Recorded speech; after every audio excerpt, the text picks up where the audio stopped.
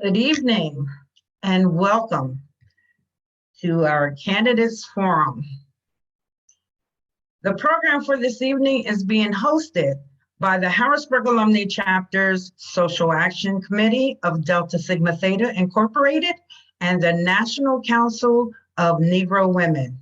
We would like to personally thank all of our candidates, guests, and moderator for being with us this evening and making this possible.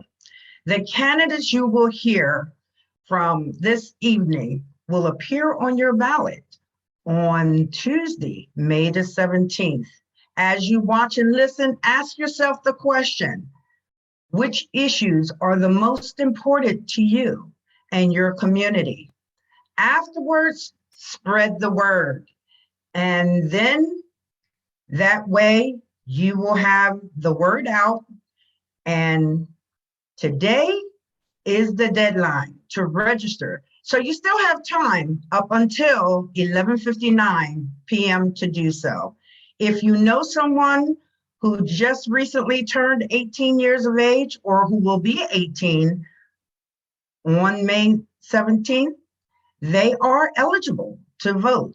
So let's make sure we get the word out and get them registered.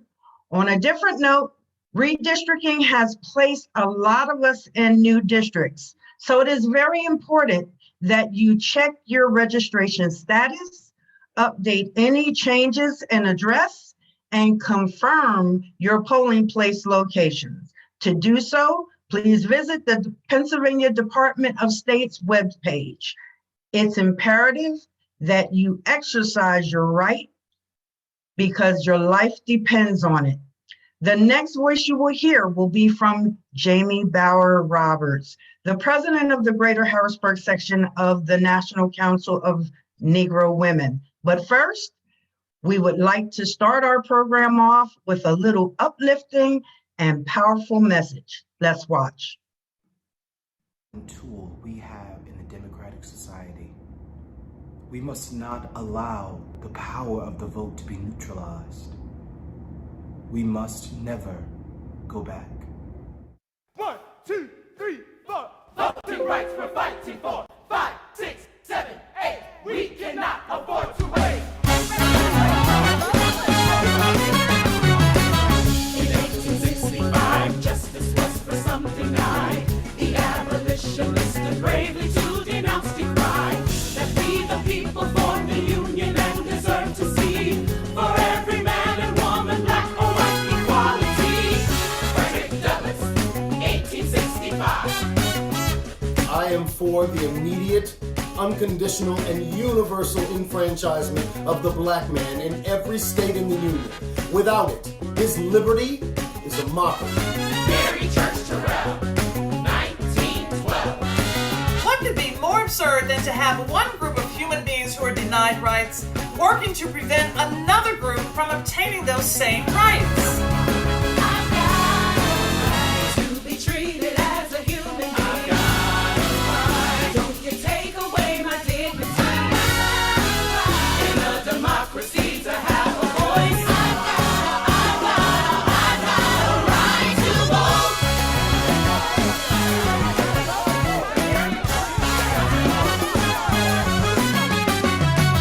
In 1955, equality was still denied. So freedom marches took to fighting for our civil rights. Forced our nation to confront its inhumanity. For every man and woman, black or white, let's say a phrase. They are trusted. 1957. Dear Martin, we know that while it's necessary to say no to racial injustice, this must be followed by a positive program of action. The struggle for the right to vote, for economic uplift of the people. Fannie Lou Hamer, 1964. 1870. The 15th Amendment gave every man a chance to vote. And now it's 64, and they still trying to keep us away from the ballot. You say, honey, I'm behind you. Well, move. I don't want you back there. I want you to say, honey, I'm with you, and we'll go up this freedom road together. To be treated as a human being. Don't you take away my dignity. In a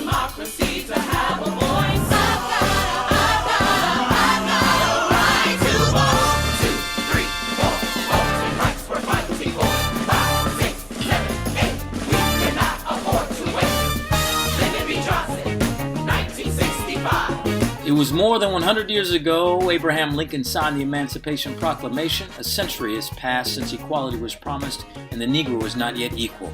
The time for justice has now come. No force can hold it back. Ruth Bader Ginsburg, 2013. The sad irony of the court's decision today lies in its utter failure to grasp why the Voting Rights Act has proven effective. Throwing out pre-clearance when it has worked to stop discriminatory changes is like throwing away your umbrella in a rainstorm. To be treated as a human being. Don't you take away my dignity. In a democracy to have a voice. Right to vote. Don't stop me. Don't block me.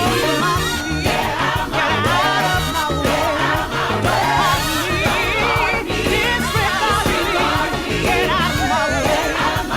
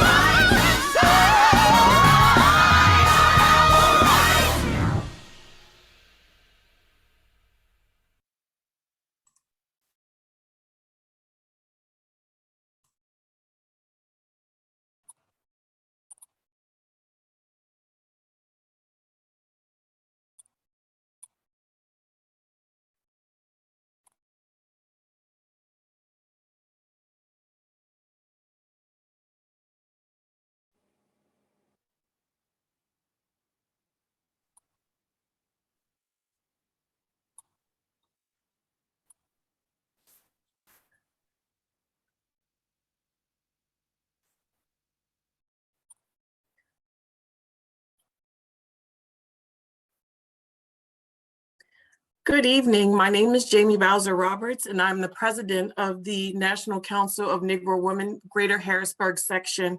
And it gives me pleasure this evening to introduce our moderator, James Crummell.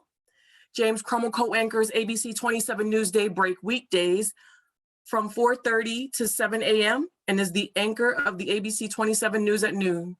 James joined the Daybreak team as a reporter in September of 2005. Born and raised in central Pennsylvania, James graduated from Susquehanna Township High School and then attended Penn State University at State College, where he received his Bachelor's of Arts degree in journalism with a minor in political science. James has covered a variety of topics during his time at ABC 27. One of his favorite assignments was during the aftermath of Superstorm Sandy.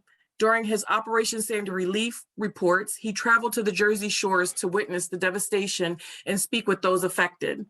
He headed a huge collection drive along with Mission Central in Mechanicsburg to give the victims much needed clothing and other supplies. When James isn't working at ABC 27, he volunteers with the American Literacy Corporation, or he's catching a ride on a roller coaster at Hershey Park. James would also like to add, I'm really happy to be a part of the ABC 27 News team. I grew up watching WHTM, and I'm excited to be here.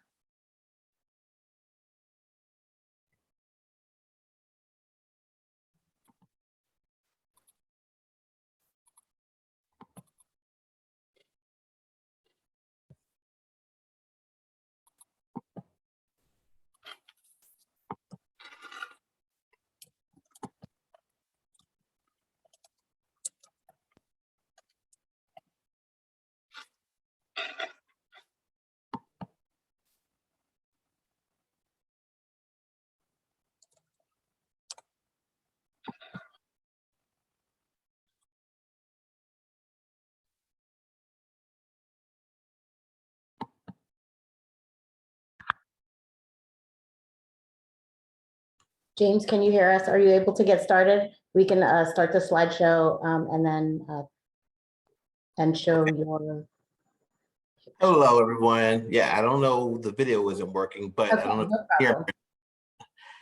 me. But I'm happy to be here. Thank you so much, everyone, for allowing me to moderate this evening's Community Candidates Forum, hosted by Delta Sigma Theta Sorority Incorporated Harrisburg Alumni Chapter and the National Council of Negro Women Greater Harrisburg Section.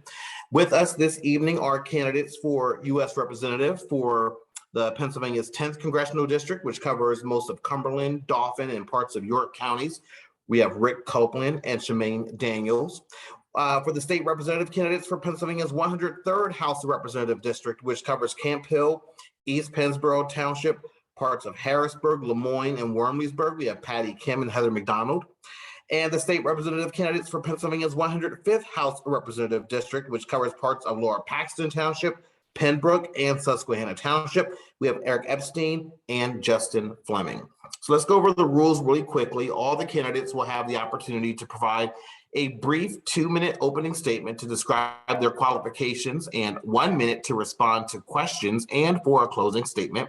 After the opening statements, I will ask questions selected from the list previously provided to the candidates. And if there is time, questions may also be taken from the public.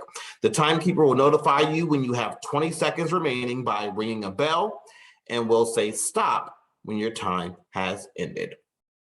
So up first, we are going to begin with the U.S. representative candidates for Pennsylvania's 10th Congressional District, Rick Copeland and Shemaine Daniels. First, we have Rick Copeland, who Rick is a husband of nearly 35 years, father of 2 accomplished adult daughters, combat and peacekeeping veteran, teacher, re-elected Carlisle Area School Board member, Employment Skills Center nonprofit board member, chairman of the Rotary Veterans Initiative, and co-owner of a small business with his wife.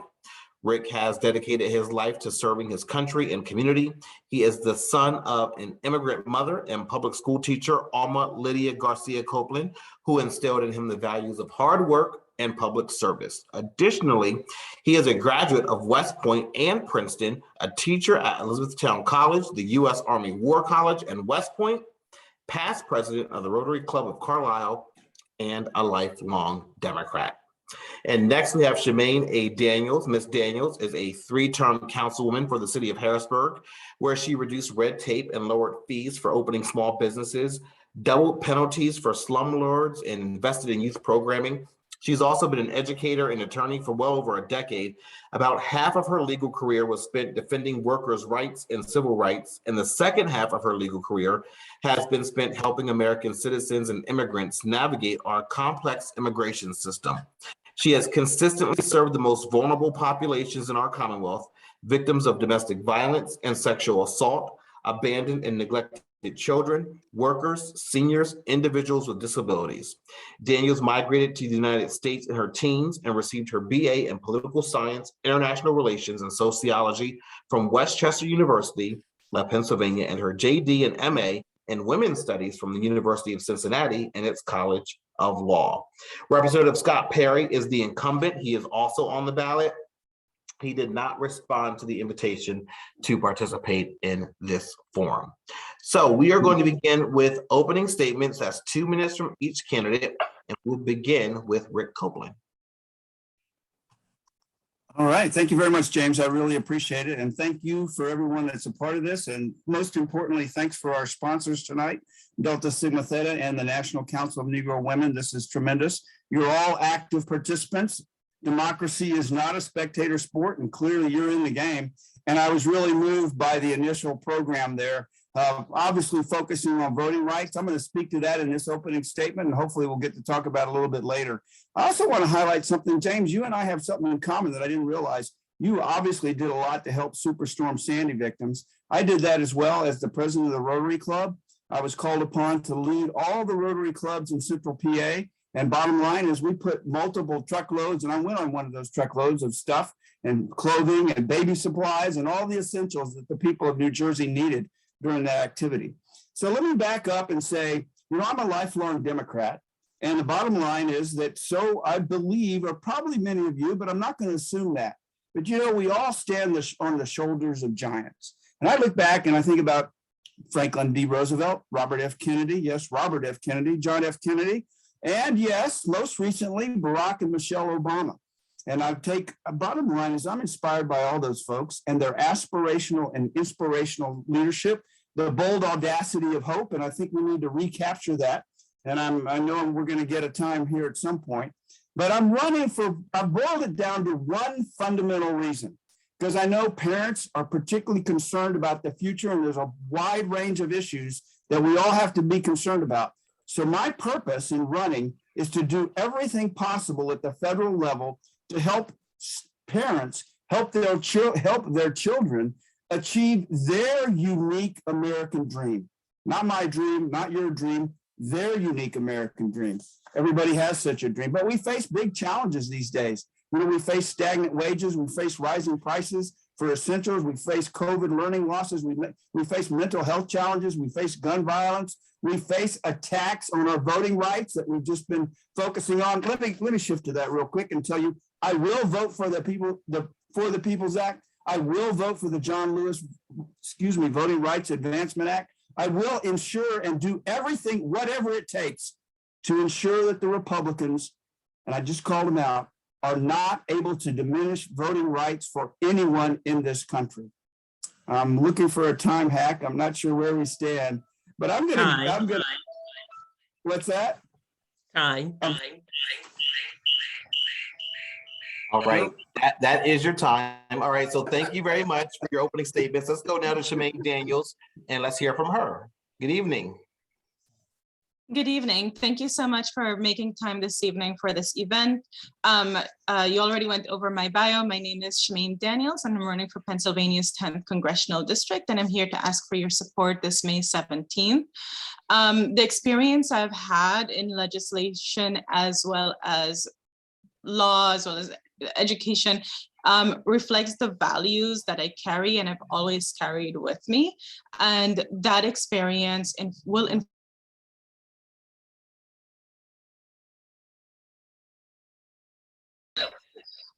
right now, we are currently represented by someone who voted against the reauthorization of the Violence Against Women Act, who doesn't believe in maternity care, and voted to allow pharmaceuticals to price insulin at whatever rate they want to. Scott Perry is not the candidate who reflects the needs and the interests of this district, and I believe that I'm a better candidate for it. He has spent the last few years undermining our democracy, the integrity of our electoral process, fomenting hate. And what we need is someone who can focus on the problems that face our district, which is continue to invest in infrastructure, advancing the rights of women and families, and fixing our broken immigration system. All of those three systems together have served to really undermine our local economy, and we need someone who will pay attention to those systems so that we can have the same opportunities I had when I came to the United States. This district in 2022 does not allow its residents the opportunities I had when I came to the US in the 1990s. And we need to improve the quality of life for residents in the 10th district, and I ask for your support. All right, thank you very much. Let's get to our first question. Both of you addressed it a bit in your opening statements, but you guys can elaborate on this. We're going to start with Mr. Copeland on this one. And what do you see is the most pressing issue facing Pennsylvanians, and what do you plan to do to solve it? Well, thanks very much. An excellent question. I did highlight overarching, and there are many subcategories to this, but clearly parents are very concerned about all these issues that I've just raised. To include, I should have mentioned also healthcare, the lack of affordable and accessible healthcare for everyone. In some cases, clearly, absolutely substandard educational opportunities and workforce training opportunities. Oh, by the way, what does that lead to? That leads to good paying, well-paying jobs. I'm absolutely a supporter of a minimum wage increase. So what I'm trying to paint the picture of is there's all these different issues, and we've got to work together. You've probably seen on our yard signs, united, we can all do better. I firmly believe that, and particularly all is underlined, and that means everyone. I walked the streets of Harrisburg just yesterday. I was down on South 13th Street talking to folks and understanding some of the challenges, and clearly those challenges exist there in Harrisburg, here in Carlisle, all over. I'm here to support and represent everyone, regardless of color, regardless of background, regardless of socioeconomic standing. I may have run out of time, I'm not sure, but obviously I'm passionate about all these things. We have to work together in terms of cross-sector collaboration. Government can't solve all of our problems. However, working together, government, nonprofit, academia, faith communities, we can do fabulous things. We just need to unleash the power of our American spirit. Thank you. Thank you very much. Ms. Daniels, how about you? Well, I get this question all the time, and all three of the areas I'm focused on intersect with each other on so many levels, right? We know that the disparity in gender pay is impacted by your race, by your immigration status, by, all of these things. When it comes to women's issues, we have we have a lot of things to worry about. We have to worry about equal pay. We have to worry about paid maternity leave. We have to worry about, maternal mortality. There are a lot of issues that women have to face, and depending on what other identities intersect with where they are, those challenges become greater or lesser, but they're still challenges vis-a-vis cis white male in the US today. I always struggle to have like one thing to be the thing, because our district is composed of a very diverse group, and we need to solve problems for a very diverse population. Very good. Okay, we're going to stick with you for this one, Ms. Daniels. Do you believe the U.S. should do more to help reverse the Russian invasion of Ukraine? And if so, what do you believe we should be doing? Well, I think that's a tough question, because, people like Scott Perry and Donald Trump, with the events of January 6th, really weakened our position globally. We used to be the country that had a strong democracy that could be a model. We never questioned whether there would be a smooth transition of power, and the events of January 6th just weakened our presence globally. So I think Joe Biden is doing a good job managing the Ukraine-Russian situation, given the context that we have. We need a lot of repairing with relationships and alliances across the world because of all of the damage that both Donald Trump and people like Scott Perry have done to this country. Mr. Copeland. You won't be surprised to hear me say, and I frequently say this, I absolutely agree with everything Charmaine just said, particularly with regard to this is a very challenging issue. I believe President Biden has done a very good job of managing this challenging issue. I believe that it's important that we do continue to provide the support that he has already proposed. I think 33 billion, 44 billion, whatever it is, quite a significant amount of money dedicated to that. I absolutely believe that Scott Perry has once again demonstrated that he doesn't support NATO. He doesn't support a multilateral approach to many problems. And clearly, American leadership is needed in all these areas. I would highlight that when it comes to, and I want to broaden this a little bit to give you a little bit of perspective, I'm always thinking in terms of, hey, what can we do as part of the community of nations? What can we do in the United Nations? What can we do in the World Bank, the IMF, all these different agencies and organizations that we helped form at the end of World War II? And we need to continue to demonstrate leadership, because if not, this type of activities that we're seeing from Russia and Ukraine, quite frankly, they will attempt to do elsewhere. And obviously, there are many other threats across the world that we need to be focused on. Thank you. All right, thank you very much. Mr. Copeland, we'll start this one with you. The federal minimum wage is $7.25 an hour. Pennsylvania has been at the federal minimum wage rate since 2008. 30 other states have a higher minimum wage than Pennsylvania. So should the federal minimum wage be higher, and should Pennsylvania's? Yes, and yes, absolutely. The federal minimum wage is deplorable. $7.25, we know that you can't live on that. A family certainly cannot live on that. Families in all of our communities cannot live on that. We need a higher minimum wage. But part of what I'm getting at with all these conversations is, to do that, we need legislators who are very effective at moving and working with the communities to develop public opinion that gets the support, therefore forcing Congress to take action on these things.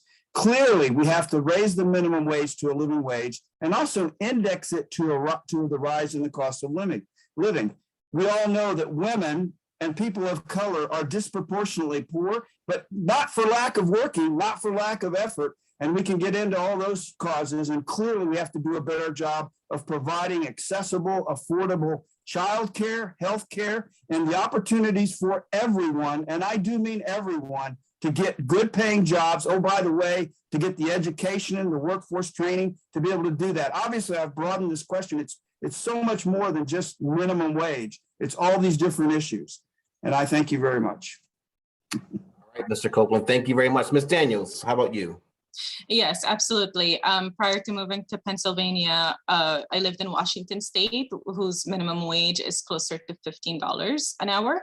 And that the quality of life that you see in Washington State, better wages allow for people to have more time to live in community and serve in community. And we're really struggling in Pennsylvania because of how stressed we are, how much we're stressing families because of the amount of work people have to do today to survive. When we came to the US, my mom worked a minimum wage job and we struggled, but that was enough for her to eventually buy a house in a few years, a small house. And I was able to go to college off of her minimum wage.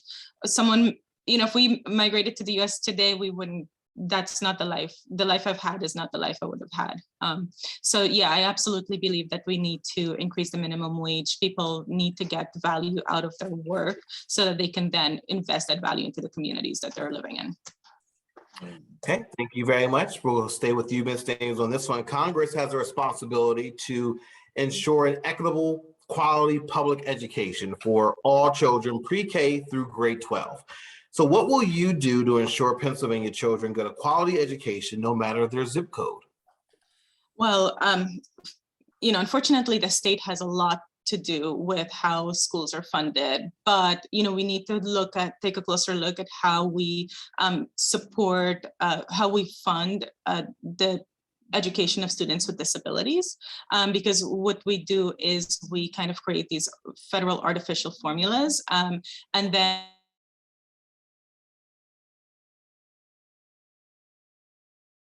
needs of particular schools. So at the federal level, we may not be able to set the taxing structure at the state level, but we can make sure that our federal rules regarding how we serve students with disabilities, how we serve students with English language non-proficiencies, or how we serve students in an equal way, that our funding is distributed so that it actually goes to the students rather than these artificial formulas that really don't have a basis in the student population that's being served district by district. So I think as a federal entity, we have the ability and we have the tools to make sure that that what we do offer educationally is equitably distributed.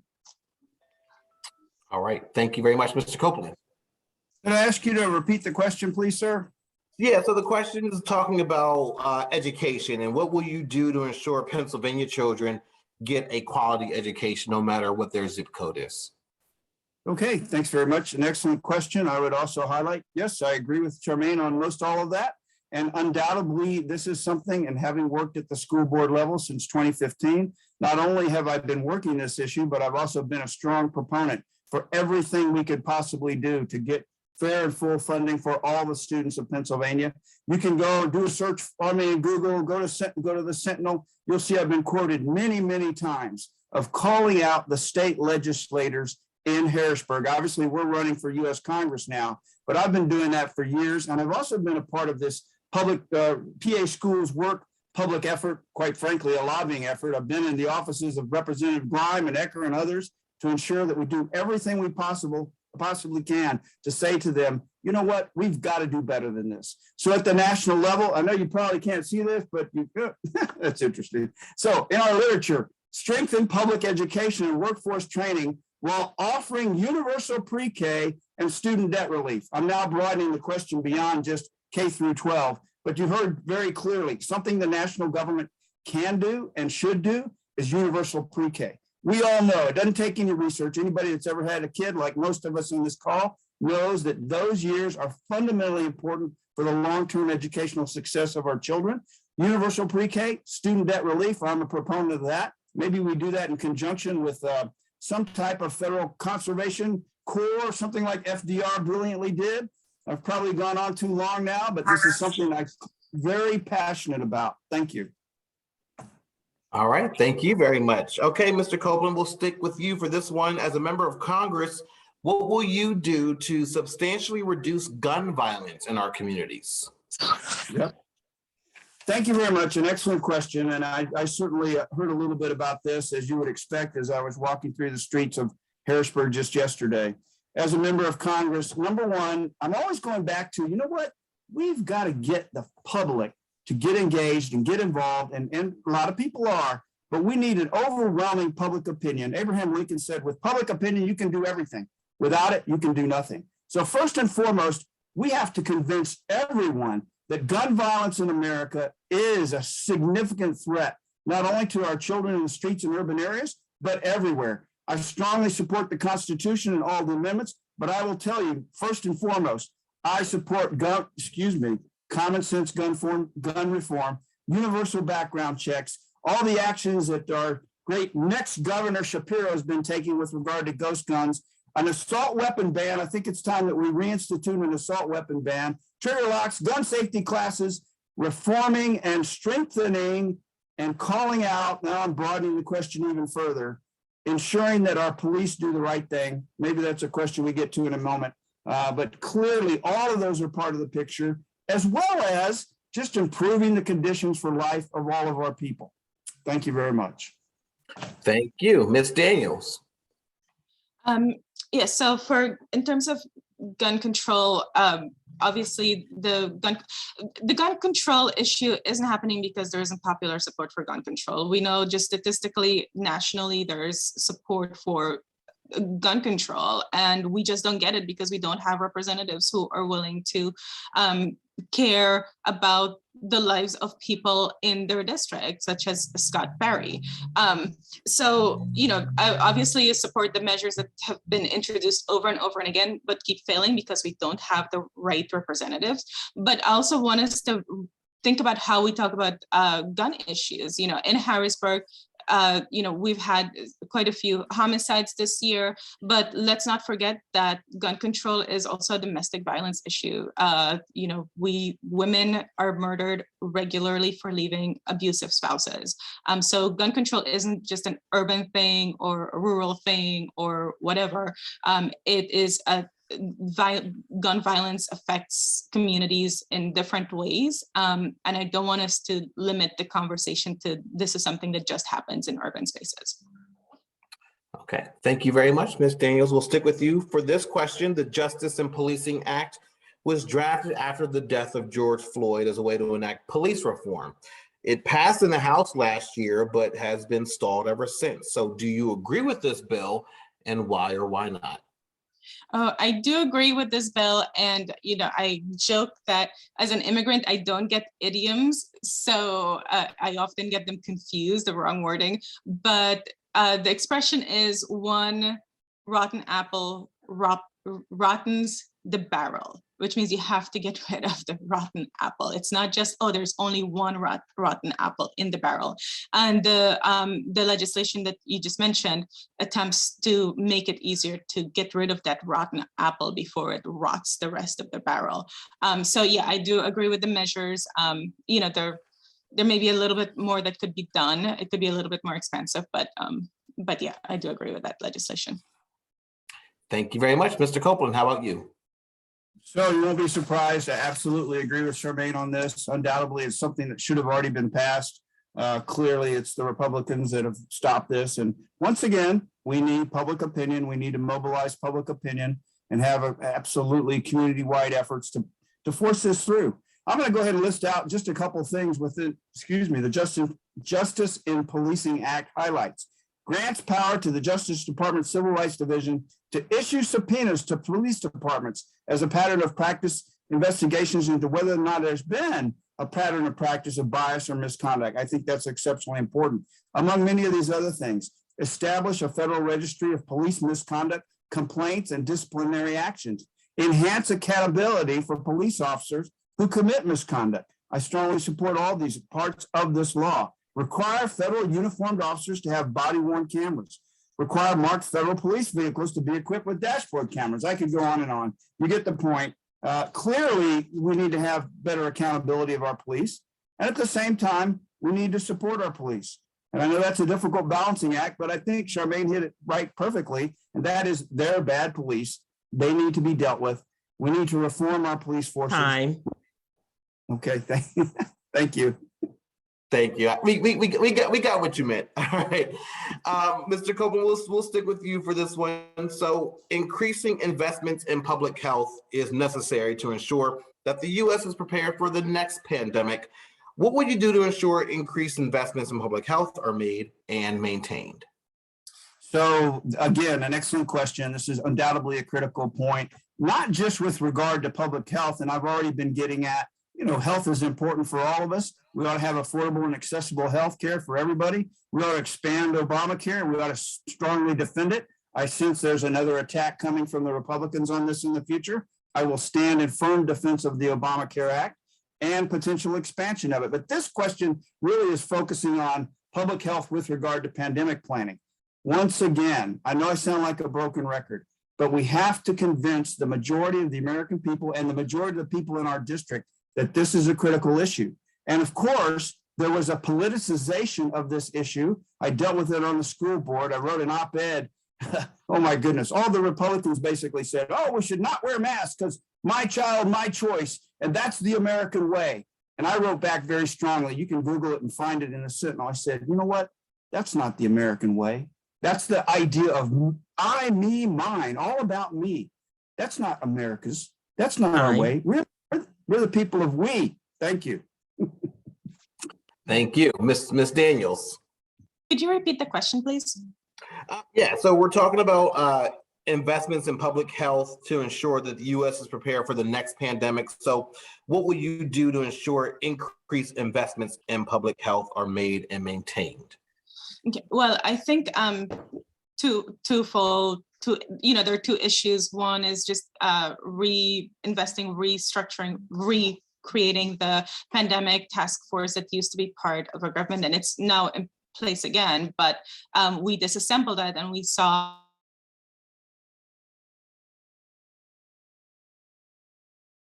reliably. When I think about the stories of during the pandemic of the first person who had it, and I always thought, like, there's no way if that had come to central Pennsylvania that it would have been identified so quickly, because our access to medical providers here is very sparse. The waiting periods for appointments, just getting into a doctor's office is really sparse, even when you have health insurance. So we need to make sure that that we are funding healthcare in a way that allows for medical providers and the experts to identify viruses when they're coming. The other part of it is we need to make sure that our services are equitable. I don't know about the folks. Okay. Okay, thank you very much. We'll stick with you, Ms. Daniels, for this one.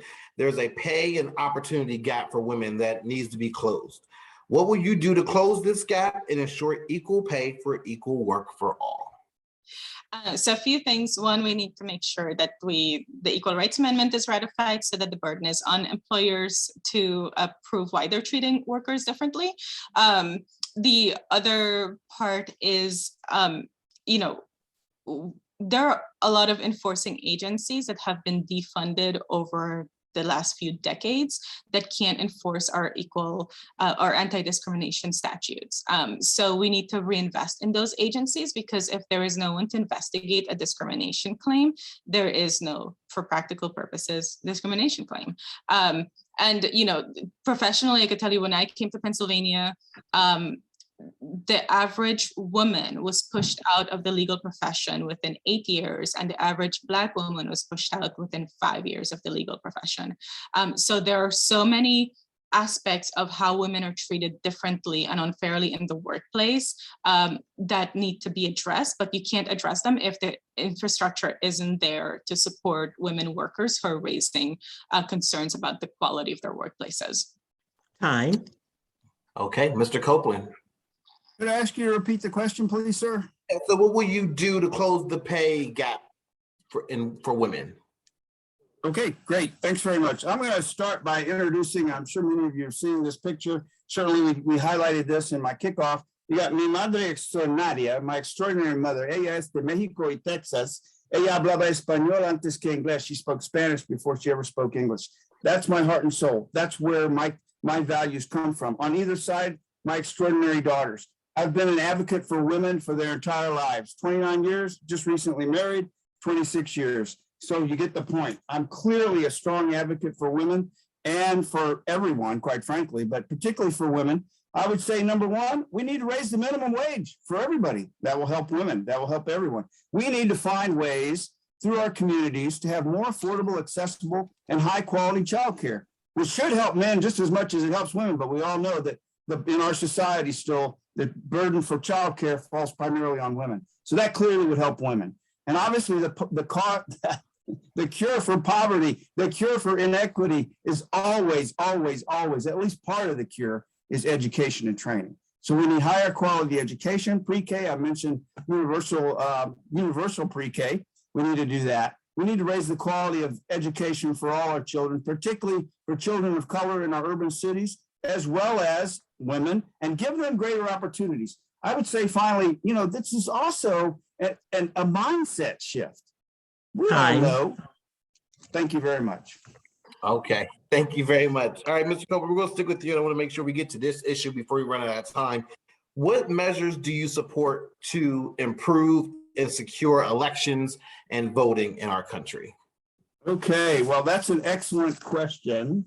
I've got some notes here on there. They're eluding me. So I'll just say, I think I mentioned, bottom line from the very beginning. Let's see if I can find them here. Oh, well, so the John Lewis Voting Rights Act, everything that the Republicans might toss at us in terms of violating voting rights, we need to do everything possible to increase registration opportunities, to increase the ability to vote not only on the day of the election, but by mail, drop-off boxes. Those ought to all be supported. Oh, by the way, we don't need police people watching over them 24 hours a day. We have the best, the strongest electoral system in the world. Anyone that honestly looks at it knows that. We just got to keep it. We got to improve it. We've got to defend it. I've just mentioned a few things. This is why, and we all know Scott Perry, oh my gosh, this is one issue where he has betrayed his oath of office. He has betrayed the country. He's betrayed the trust of each and every one of us. I have always fulfilled my oath. Thank you very much. Thank you. Ms. Daniels, how about you? Well, we need to pass the John Lewis legislation.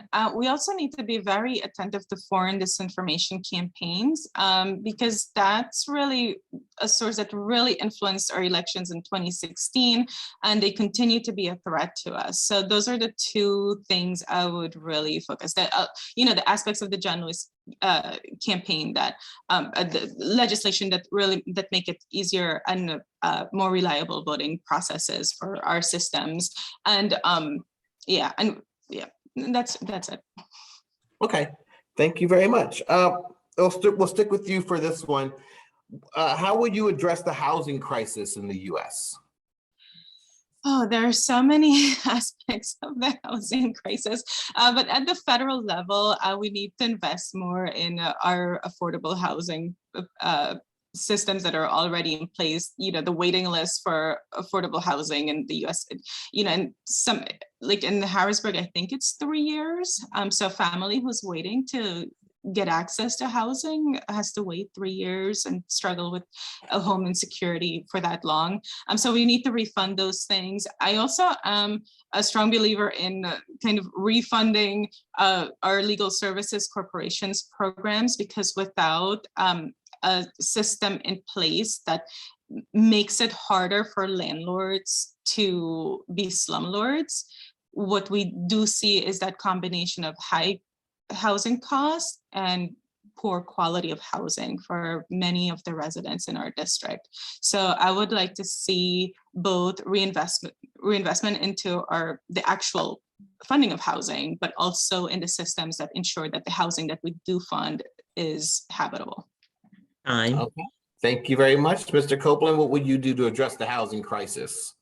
Thank you very much. This is obviously a very important question for everyone. I'm going to highlight Once again, I agree with what I just heard from Charmaine. You know, we're good, strong Democrats. We have a lot of commonality in terms of our policy prescriptions and the way we view the world and things that we think are important. Just by your asking this question and putting it on the table, clearly you're demonstrating you believe affordable housing and everything that goes with that. Clearly, I think, and you do too, I hope, education, workforce training, minimum wage, all that helps people afford affordable housing. And we need more of that. Let me give you a very quick example. I teach at Elizabethtown College. I love doing case studies where we essentially say, okay, here's a public problem, students, let's solve it. We did that a couple of years ago and we had a brilliant solution by the students. They said, and the issue we put on the table, that I put on the table, was affordable housing. They came up with an effort that said, there's an old hospital, let's buy it. Let's figure out a way to buy that. Let's get nonprofits involved. Let's put childcare in there. Let's put workforce training in there. I'm an Employment Skills Center board member. You get the point. Get the community involved. Government can help, government can facilitate, government doesn't have to provide all the solutions. United, we can all do better. Cross-sector collaborative, thank you. Okay, I do have a question for both of you. The two of you have agreed on many issues tonight. Both of you, as you said, Mr. Copeland, strong Democrats, so you pretty much agree on a lot of these major issues. So my question to both of you, and we'll start with you, Mr. Copeland, is what would you do? Scott Perry is the Republican incumbent in this race. So if you were to win this primary, how would you defeat him? He has been in office for nearly 10 years, and he seems to be someone who is pretty much unbeatable. So what would you do to defeat him in the fall? Mr. Copeland, well, thank you very much. Thankfully, he is not unbeatable. I will go ahead and say what I've publicly said many times. I hope to win the primary, but if I do not win the primary, I will strongly support Charmaine. I feel that strongly, of course, that we have got to get Scott Perry out of there. He's an embarrassment to all of us. Here's the first point I'd make. I have demonstrated at the polls, as in last November, I was the #1 vote getter. Bottom line, Carlisle School District is red. The urban core is blue, outside very red. I was the #1 vote getter, demonstrating, not talking about it, but demonstrating that I can pull votes from Democrats, bring out Democrats, and also from independents and Republicans. There are Republicans in Carlisle at this very moment that have our yard sign in their front yard. Bottom line, we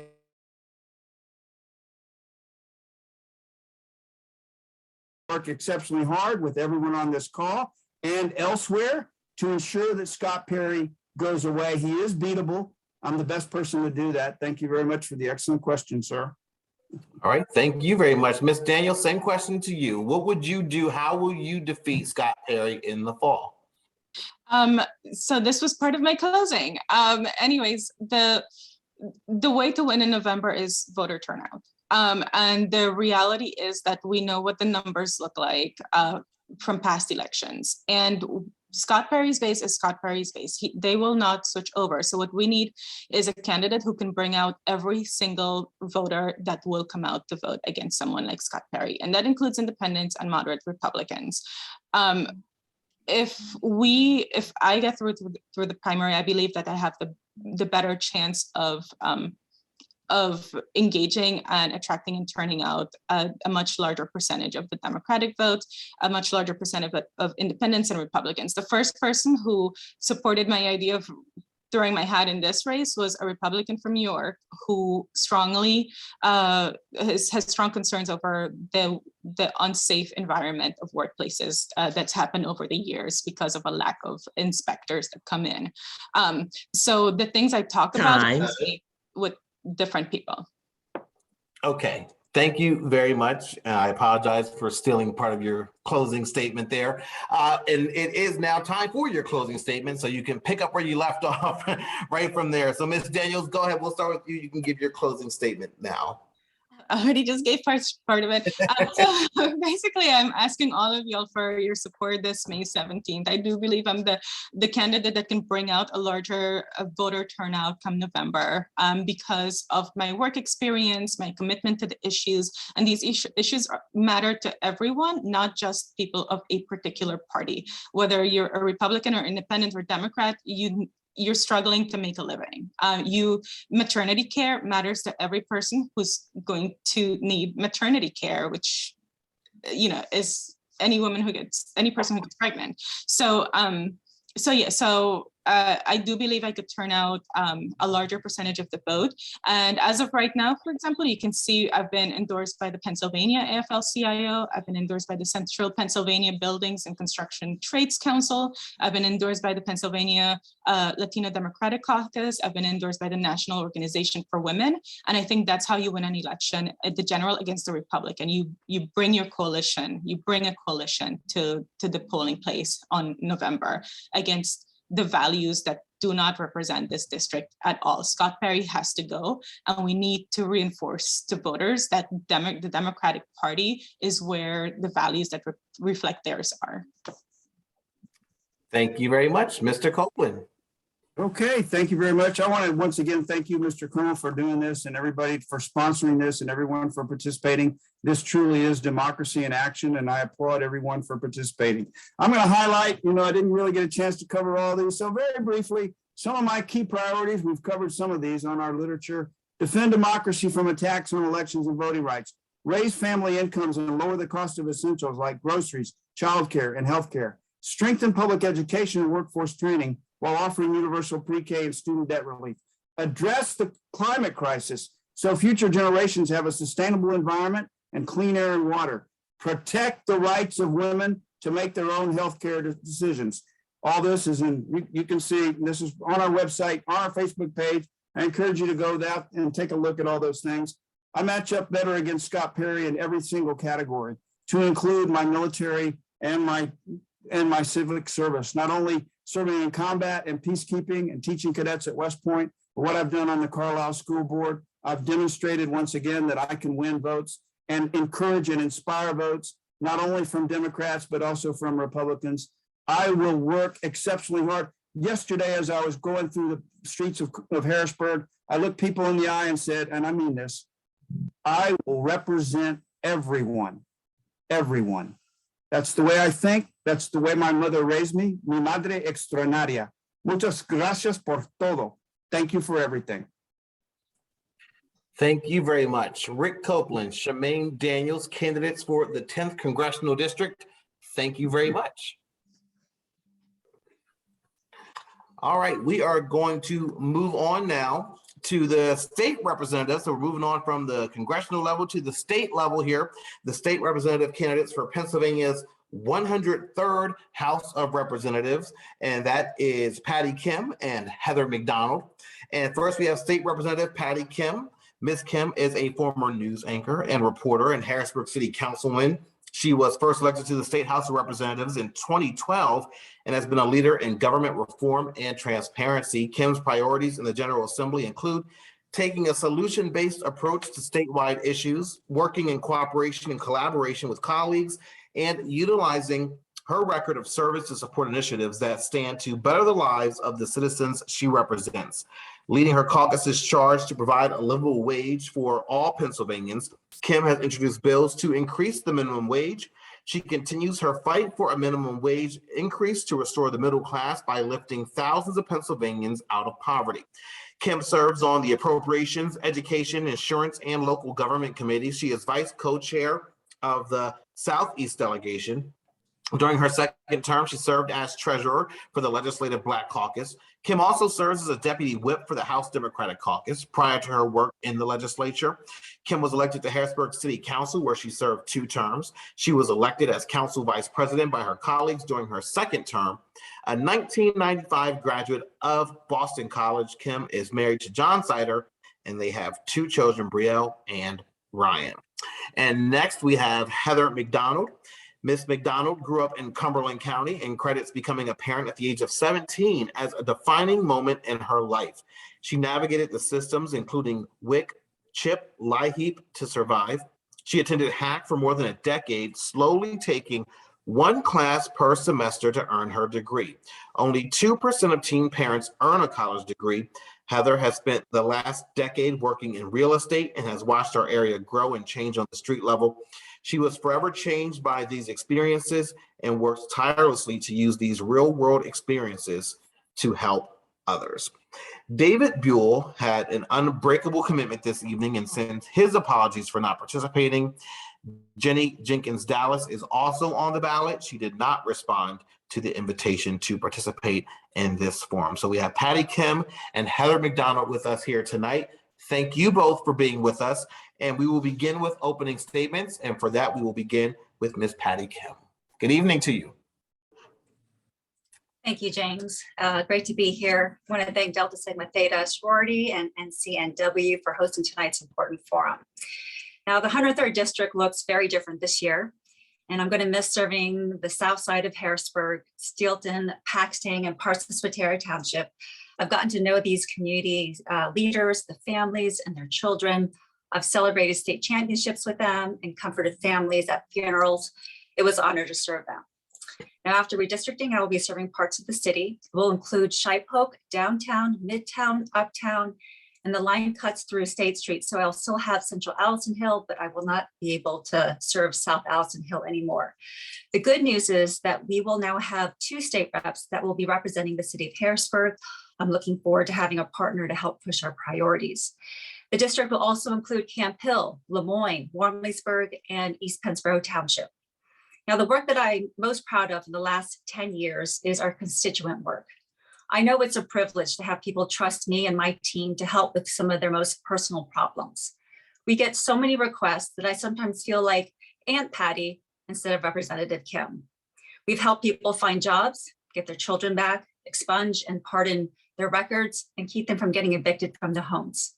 If reelected, I will continue to have this honor to serve them and extend these services to the new parts of the district as well. Thank you. All right, thank you very much. Ms. McDonald, we'll turn things over to you for your opening statement. Thank you so much. Thank you so much for having me here. James, you were really great. You hit on a couple things I'm going to say in my opening, but I'd like to do a quick introduction of myself for anyone here that doesn't know who I am. And so, like you said, I grew up in Cumberland County. I went to Cumberland Valley High School.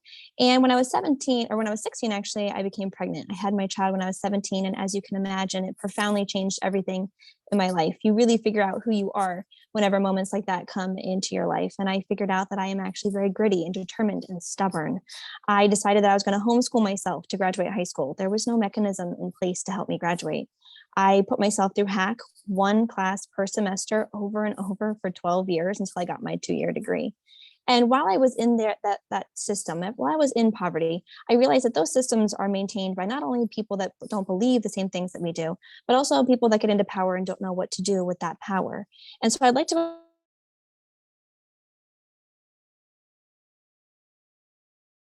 we need that now. That is a moral issue as well as an economic issue. I believe in fair funding for our schools. I believe in taking care of our educators as well as our children and our students. I believe in LGBTQ equality. The last time that came for a vote, it only failed by 2 votes. So I'd like to be a part of that coalition that gets that passed. I think that we need to address climate change and call it what it is. It's a climate crisis. I'm already paying the price for that climate crisis. I'd also like to focus on things like reentry. There are a lot of people that are affected by incarceration, and reentry portion of their journey is crucial to make sure that they get back, they can have their driver's licenses intact, and they can go on to live a healthy and productive lives. So thank you so much for having me. Absolutely. Thank you. Thank you very much to you both. And Ms. McDonald, we will start with you for our first question here. What do you believe is the most urgent problem facing our area today? And what is the first step that you would take to solve it? I think that the most urgent problem is honestly a living wage. I know that, Representative Kim has been talking about minimum wage for 10 years, but I'm going to need some results from there. There are a lot of Republican-led legislatures all around the country that have a higher minimum wage in Pennsylvania, so I'd like to get that done. But more than anything, the answer is in the question. The urgency. We need urgency because poverty is not just a lack of money. It's also the addition of hunger and violence and desperation. So when we see gun violence, we can actually trace that back. Whenever we see things like that, that is just a symptom, not the actual disease. So that's the first thing I'd like to do. And I'd like to bring some urgency to this new era that we're living in and get things passed instead of just have them sitting on the table for so long. Thank you very much. Ms. Kim. Thank you, James. We have a housing crisis. Renters are getting priced out of their homes. During the pandemic, my office alone helped thousands of renters get emergency rental assistance. I worked with Attorney General Josh Shapiro in reminding landlords that you cannot evict tenants during a pandemic. It was important to make sure that people knew their rights during a crisis. My staff works on housing issues on a daily basis. What I've done in the past with affordable housing issues is support low-income housing development in the city. I've helped direct dollars to Paxton Place for seniors and the Hub Veterans Housing Project with CRAM. Right now, I'm helping the Why Not Prosper nonprofit out of Philly bring in their housing program for formerly incarcerated women. I helped secure $2 million of state money for Steelworks in Steelton, which will have 40 apartments, and recently secured $4 million for the bridge project that will transform the old McDevitt building, which will also include apartments. Time. Okay, thank you very much. Ms. Kim, we'll stick with you for our next question, which is what actions would you take to address Pennsylvania's economy? Well, first, I would use the rest of the American Rescue Plan dollars that is still available in the General Assembly. We still have $2.4 billion left that we need to use by 2024. If we want to help the economy, Republicans need to join the Democrats to use these dollars to help support daycares so we can make childcare more affordable for our workers. We need to help healthcare organizations in recruiting caregivers. We are losing a lot of good people who want to help other people to gas marts that pay more. We can use this money to expand the property tax and rent rebate programs. Governor Wolf has proposed this, which I fully support, in using $500 million of that money to distribute $2,000 checks to families. That makes sense. These actions will help relieve local families from rising costs that we are all experiencing. Thank you. Thank you. Ms. McDonald.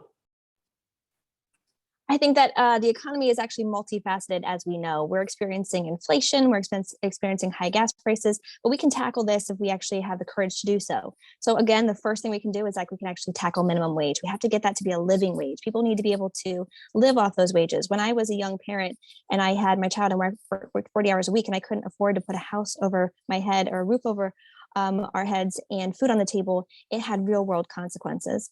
I also think that we need to tackle infrastructure. Infrastructure is the economy. And there's physical infrastructure like our bridges, and there's also a social infrastructure. We should be using some of that ARP money to go towards daycare, to go towards community colleges and VOTEC. But we also need to address the very real possibility of having bridges crumbling in our own backyard. We need to make sure that we aren't passing that toll or hiding that toll and passing it on to our citizens, and invest in the things that actually keep us connected, building those bridges between the two shores. Thank you very much, Ms. McDonald. We'll stick with you for this next question. White, Black, and brown public school students across the state deserve equitable and adequate funding. What steps will you take to ensure that funding for all? I am very proud. It's one of my proudest accomplishments on this campaign to be endorsed by a lot of educators, school board members, and people in the community that are already doing that work. Our campaign actually took it on to interview educators across the central Pennsylvania region and asked them how they were feeling, and they were feeling left out. And that's because they're not being paid enough. And so fair funding is the number one answer there. We have to be able to fund our schools accurately, and we also have to be able to pay our educators. Base teacher pay has not been raised in my lifetime. We need to make sure our educators know that they are appreciated. We also need to address the absolutely devastating effect of lack of teachers. We have a crisis of teacher shortage in Pennsylvania. 10 years ago, we had about 25,000 teaching certificates every year, and now we're below 7,000. So when we have teachers leaving mid-year, which kills them, they are dedicated to our students, it's because they can't keep staying there and we don't have anyone to replace them. So we need to focus on actually getting young people to stay in Pennsylvania. Pennsylvania has a young people problem, and getting people to stay in Pennsylvania is one of those big things that will help us with education. Thank you very much, Ms. Kim.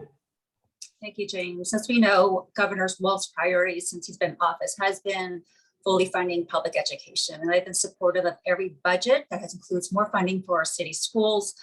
For example, since serving as state rep, Harrisburg City Schools have received $3.9 billion for pre-K and K through 12 education.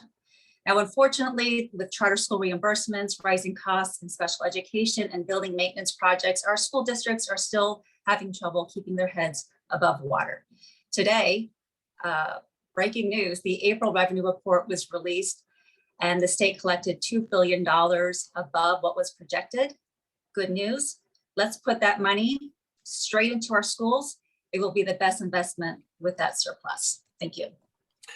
Thank you very much. Ms. Kim, I'm going to stick with you here, and I'm going to ask you a question here from our chat, because I think this is a very important question that a lot of people have, and they want to know, what would you do to address the illegal dumping that is going on throughout our communities?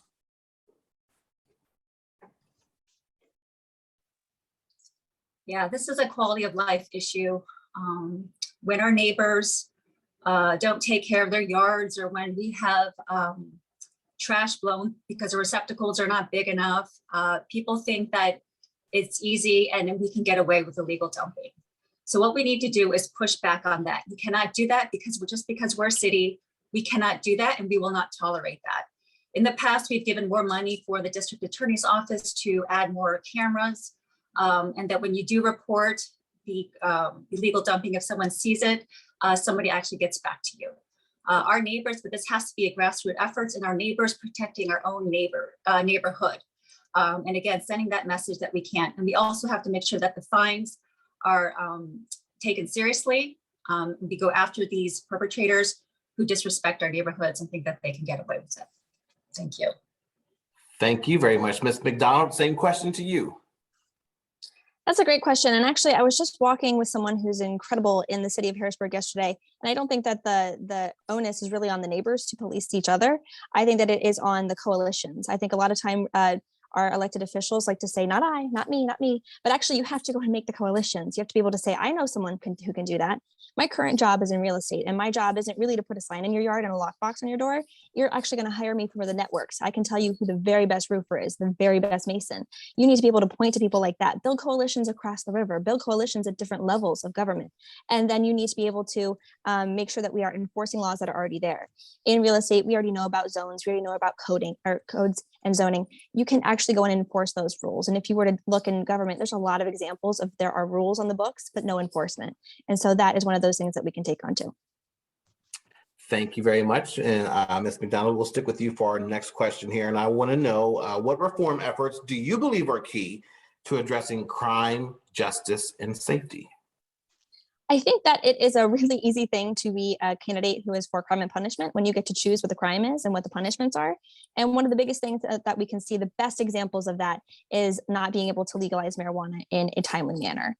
We have a state senator, Mike Regan, who is one of the most conservative people in our legislature, and he's saying that, hey, it's time to actually legalize marijuana. If Mike Regan is saying that, it is time. It is time for us to get that done.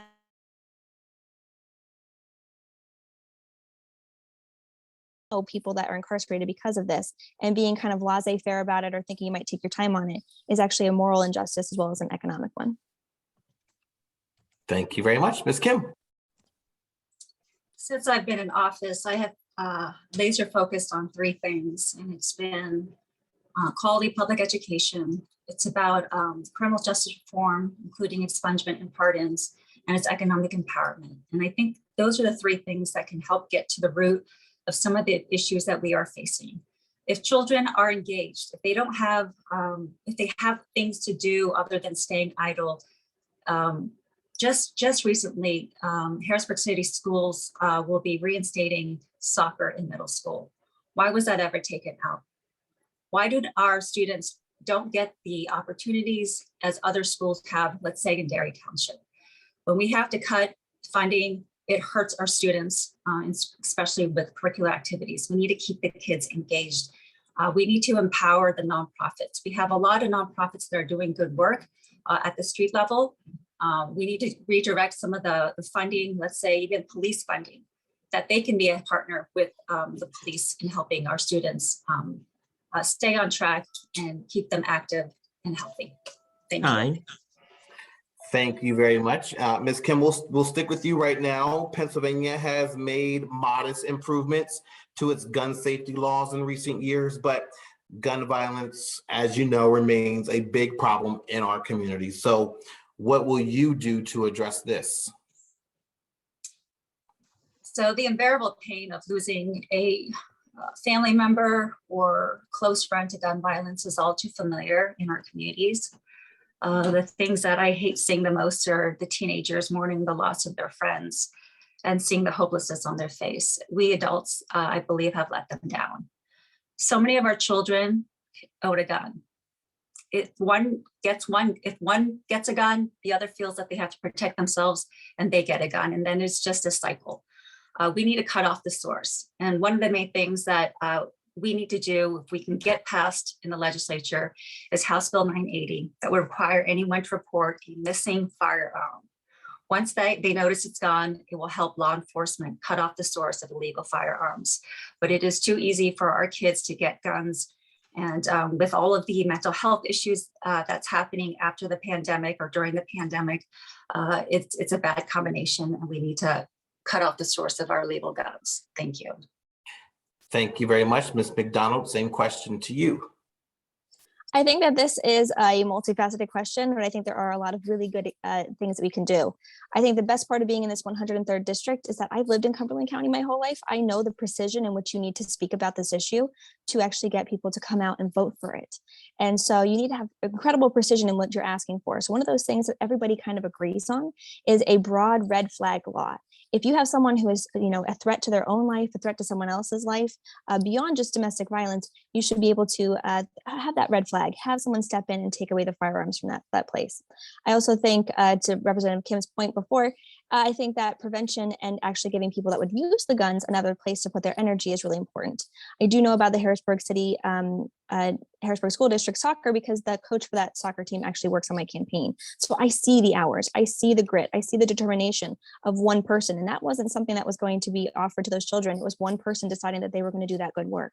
I know that Loop has been around for 20 years. They are doing things for children. Even whenever we walk past them on a Sunday morning in the rain, they're helping them. And so being able to give them something else to do rather than gravitate towards that lifestyle is really important.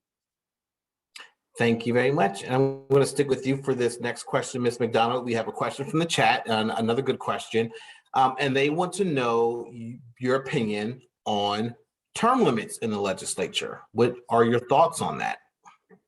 So I have two thoughts on that. One thought is, if we got money out of politics and we didn't have these people that were incumbents forever, that would be a really big help, because sometimes you get people that don't do their job at all, but they have a lot of money keeping them there. I also think that Representative Kim campaigned at the beginning of her tenure on term limits, and I agree with that, actually. I couldn't be in more agreement. I think that expertise is great, but term limits would help us keep people that are going to be there for way too long from overstaying their welcome. I think that we constantly need fresh ideas, especially now. We have an incredible amount of people that would like to be there, but whenever you have people in power, they have a coalition that helps keep them there. And so I agree with her original stance of having term limits with some of our representatives. And Ms. Kim. There should be term limits at a certain time. I don't know what the magic number is, but for people who have never been elected and served in office or have any experience at all in terms of serving, it is difficult to serve in the minority for, it's been, I think, 14 years. I haven't been serving for 14 years. But to flippantly say that, I'll just work harder shows the naivete of what people don't know about what service is like. So, Congress has the majority, the Democrats have the majority in Congress. We have President Biden, and they, for some reason, can't pass the minimum wage. And for some people who say that we just need more imagination to get it done, shows a lot of ignorance. Thank you. Okay, thank you very much. I have a question for the both of you as well. And this goes to this newly drawn district, this 103rd district. And I'm going to start with you, Ms. Kim, with this one, because you are familiar with this district, but now it has changed. For the longest time, it's been Harrisburg and a couple in parts of Dauphin County, and now you are adding the West Shore to this. Are you excited with this challenge? How do you bridge that? For the longest time, it's been East Shore and West Shore. Now, if you are elected, you will be representing both of those communities. How challenging will that be for you? Is that something that you're excited to do? What are your thoughts about that? in the beginning, it was a shock. You know, I didn't think it was right to split up the city of Harrisburg. But then I had to look at it in a different way. And as I said before, to have 2 state representatives representing the city of Harrisburg and asking for more resources, I think is a huge win for the city of Harrisburg. Harrisburg has a lot more complex issues than I believe on the West Shore. We have some deep issues that we need to work on. You know, I'm grateful that we're able to, and I helped get Harrisburg out of Act 47. We have our school district issues. The West Shore is going to be exciting for me. It's going to be a challenge. I actually moved to Warren Leesburg when I first came here as a news reporter at the other station, James, not yours. But I'm excited. I've met the community. I've gone door to door. I've met hundreds of people, and I'm very excited that I can add them to the community. And lastly, I'm the middle child of 3 girls. I know what it's like to be in the middle, trying to bridge 2 groups together and make sure that we can work together as one. Thank you, James. Thank you very much. And we will mention that. Some talking points as it relates to this. Our Sorry, I'm not sure who that is that's speaking right now. Okay, Ms. McDonald, I want to come to you for that same issue, and especially your perspective as someone from the West Shore, and now this new district here, you will be bridging the gap between the West Shore and the East Shore, specifically the city of Harrisburg. What challenges do you think that provides? Is that something that you think you are ready to take on in bridging those 2 communities? Mm-hmm. So imagine that as someone who came from where I came from, the immense gratitude I have for people in this area who kept voting Democratic, because when you voted Democratic for the last 20 years, you voted for me. You voted to keep me safe and warm and insured. And so I could not have come to this district from a different place. I know Representative Kim would say it's our district, whether we like it or not. I'm shouting from the rooftops that this district is absolutely amazing. The gratitude I have for the people that kept me safe will carry me across that river.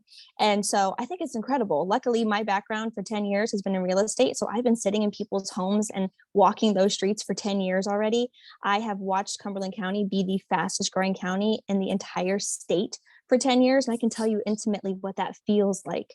And so I'm thrilled. I think the district's incredible, and you need someone who's going to be dynamic, someone who loves the district from the get-go that can actually get things done, someone who understands the precision you need in Cumberland County, but also the dynamic energy that you need, the passion you need in Harrisburg. I think comfortability in Harrisburg is a dangerous thing. We have people trying to control women's bodies. We have people trying to come in and take away our right to vote. So you need someone who's ready. All right. Thank you very much. Thank you very much for that impromptu question that I just thought of, but I thought it was very important. Let me ask you both. I'll start with you, Ms. McDonald, because you did talk about this a little bit in your opening, so I do want to get your thoughts on this. What efforts will you take to ensure Pennsylvania addresses climate change and that our environment thrives? Thank you. So climate change is one of those things that sometimes when you talk to people that don't have imagination, they say it's too expensive. We can't take care of it. Climate change is too big of an idea. But in my job 10 years ago, nobody's basement flooded. And now everybody's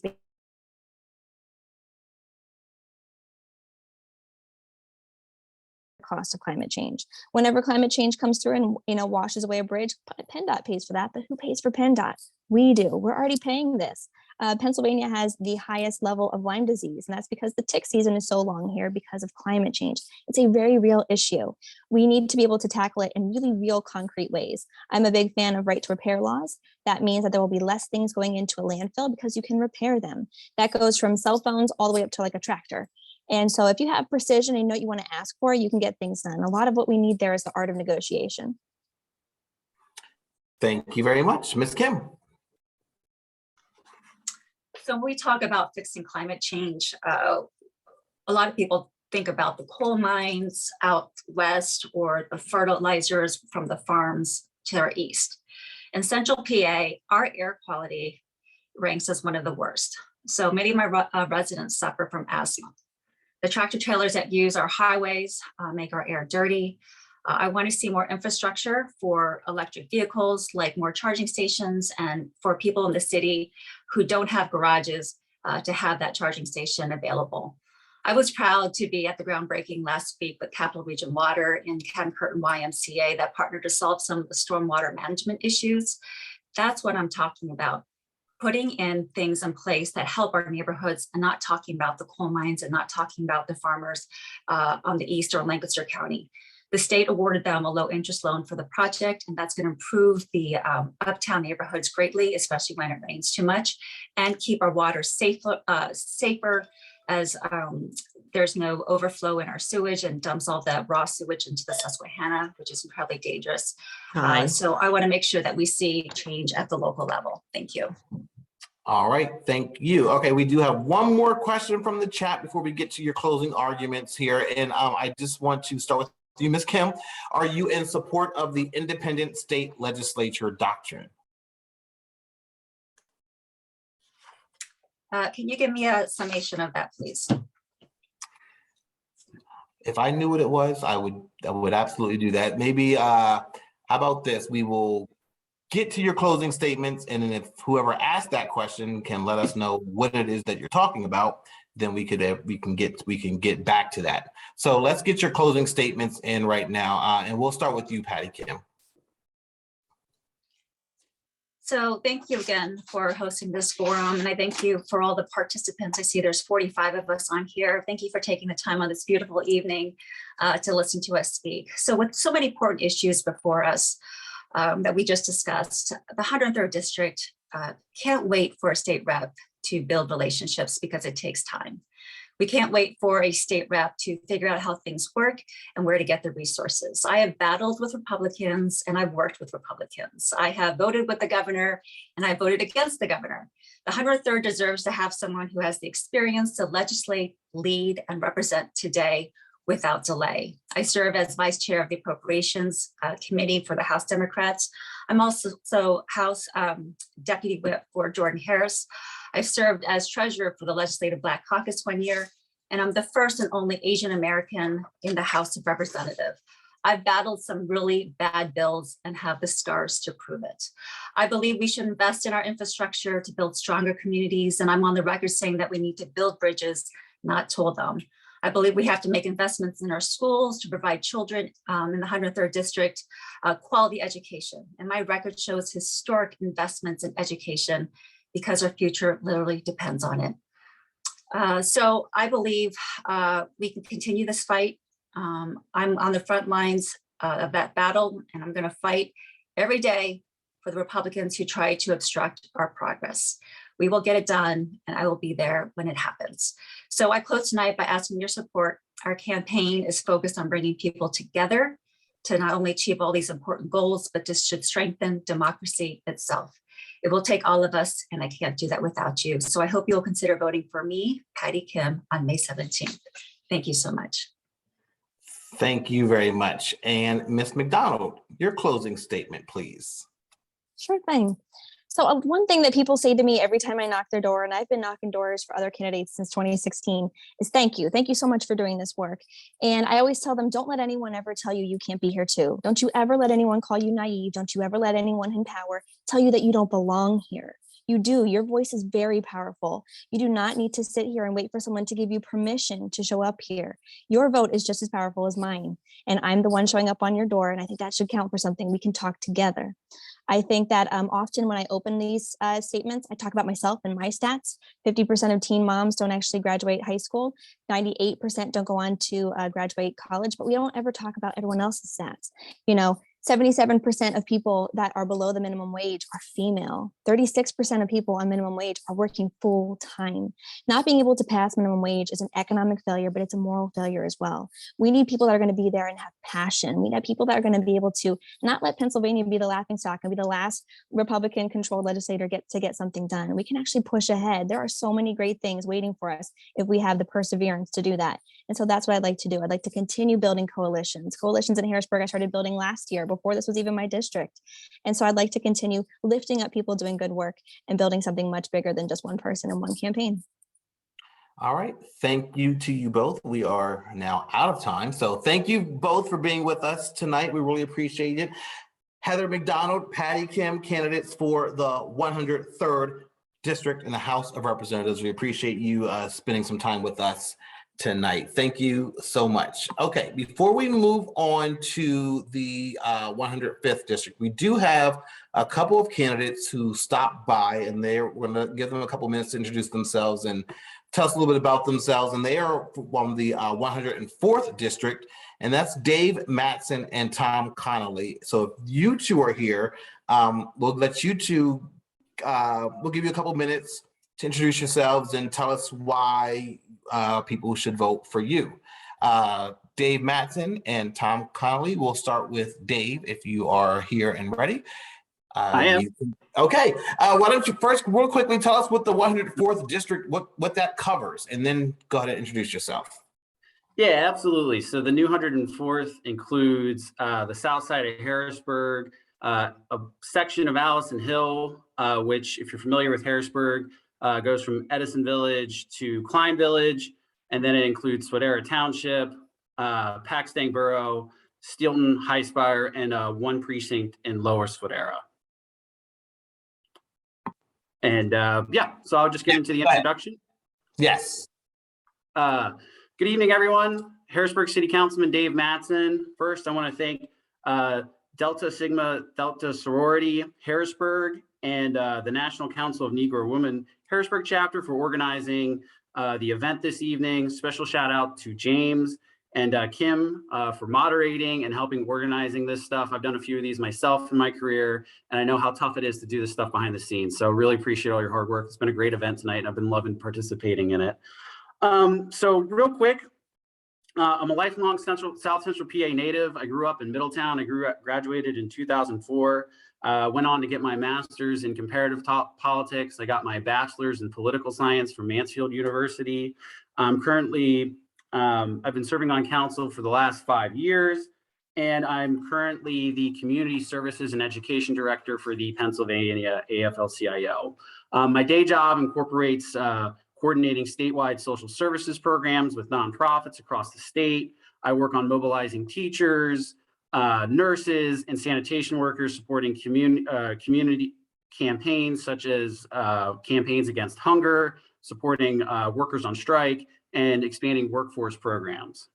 Some of the highlights in my career on council have been passing fiscally responsible budgets without tax increases, and using federal monies that we get through HUD every year to expand childcare services for early education and after-school programs, and working with better our police department on improving community and police relationships. So expanding public safety, but then also making sure that it's done in a responsible, respectful way, so the community buys in and supports our efforts around public safety in the community. And don't want to hit the 2-minute mark, so I'll just sort of leave it at that. But if you want additional information about my campaign, please go to friendsofdavematson.com. Check us out. Social media is on there as well. You can reach out, and I hope I can earn your support in the Democratic primary on May 17th. Thank you. Thank you very much, Mr. Matson. Let's go to Tom Connolly, please. And you can introduce yourself. Good evening. As you can see, I'm outside. Hopefully you can hear me. Yep, I can hear you. Okay, thank you. I was actually taping a radio show at 29th and Rudy, and then I decided to head home, and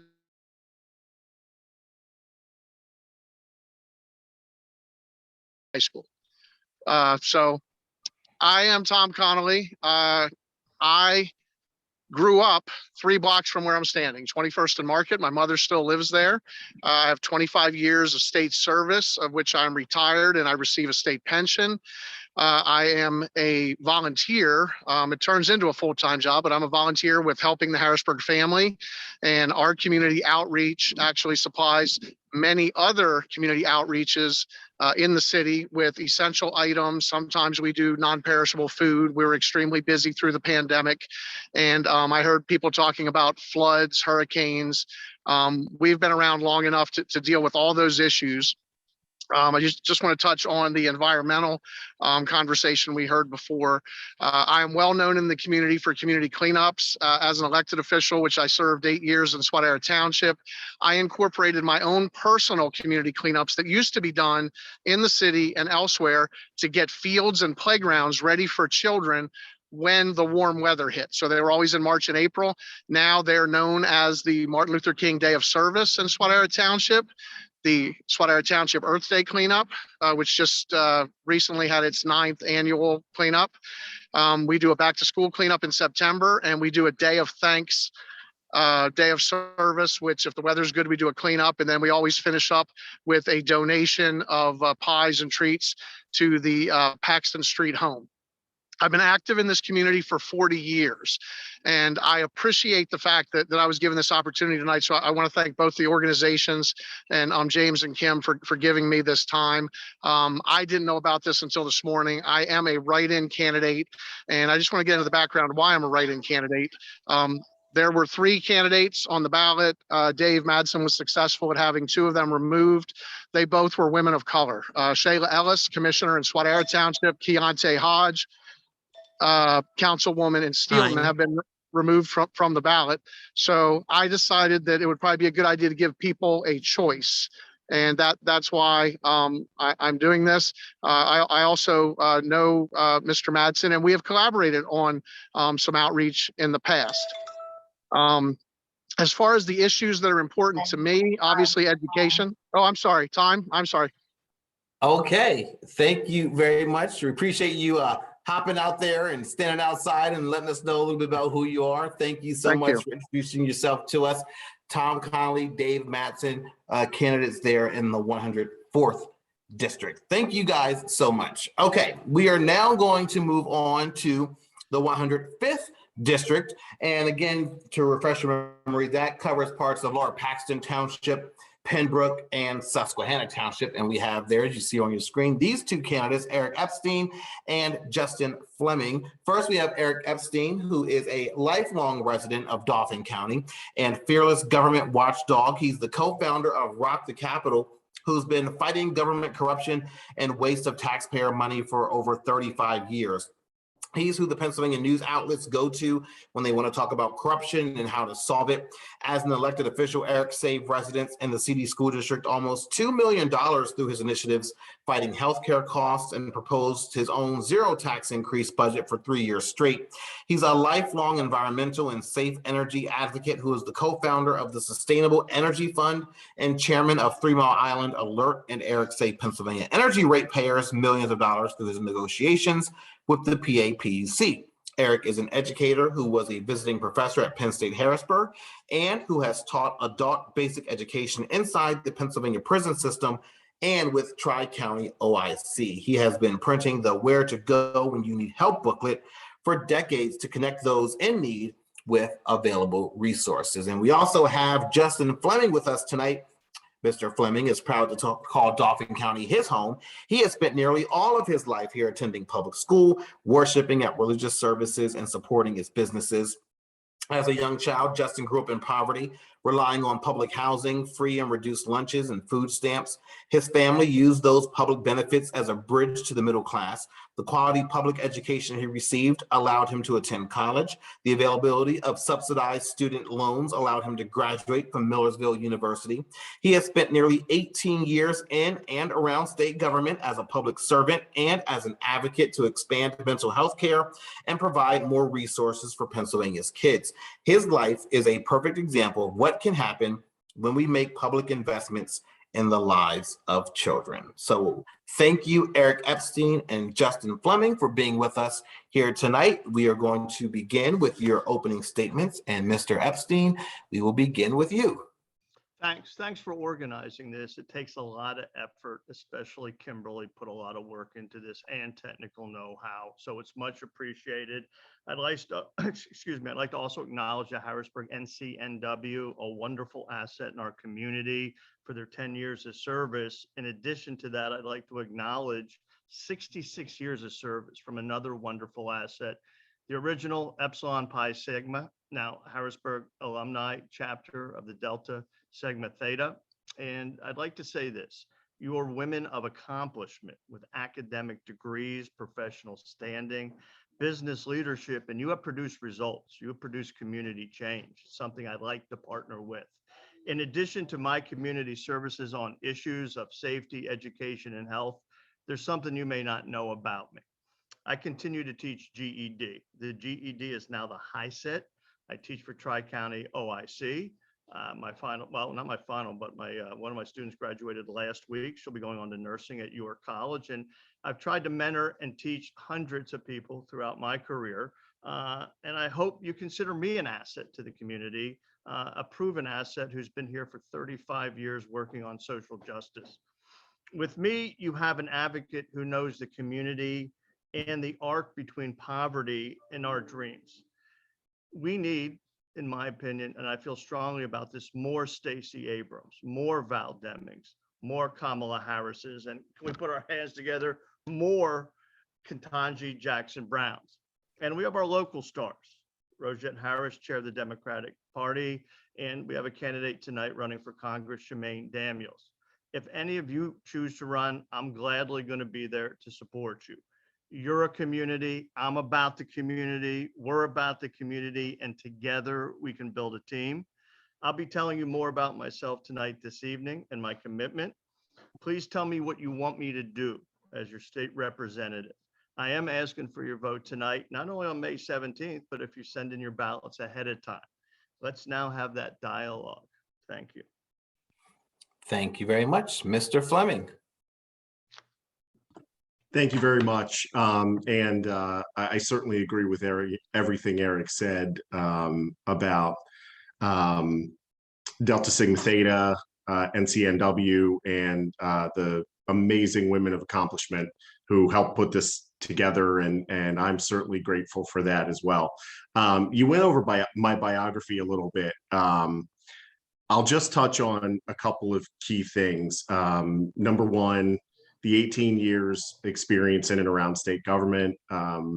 In 2004, I began working for the state. I've worked in 3 different state agencies: Pennsylvania Emergency Management Agency, the Department of Labor and Industry, and I was press secretary at the Department of Agriculture. That entire time was spent in public service trying to help people overcome their problems. You know, at the Pennsylvania Emergency Management Agency, it was weather related.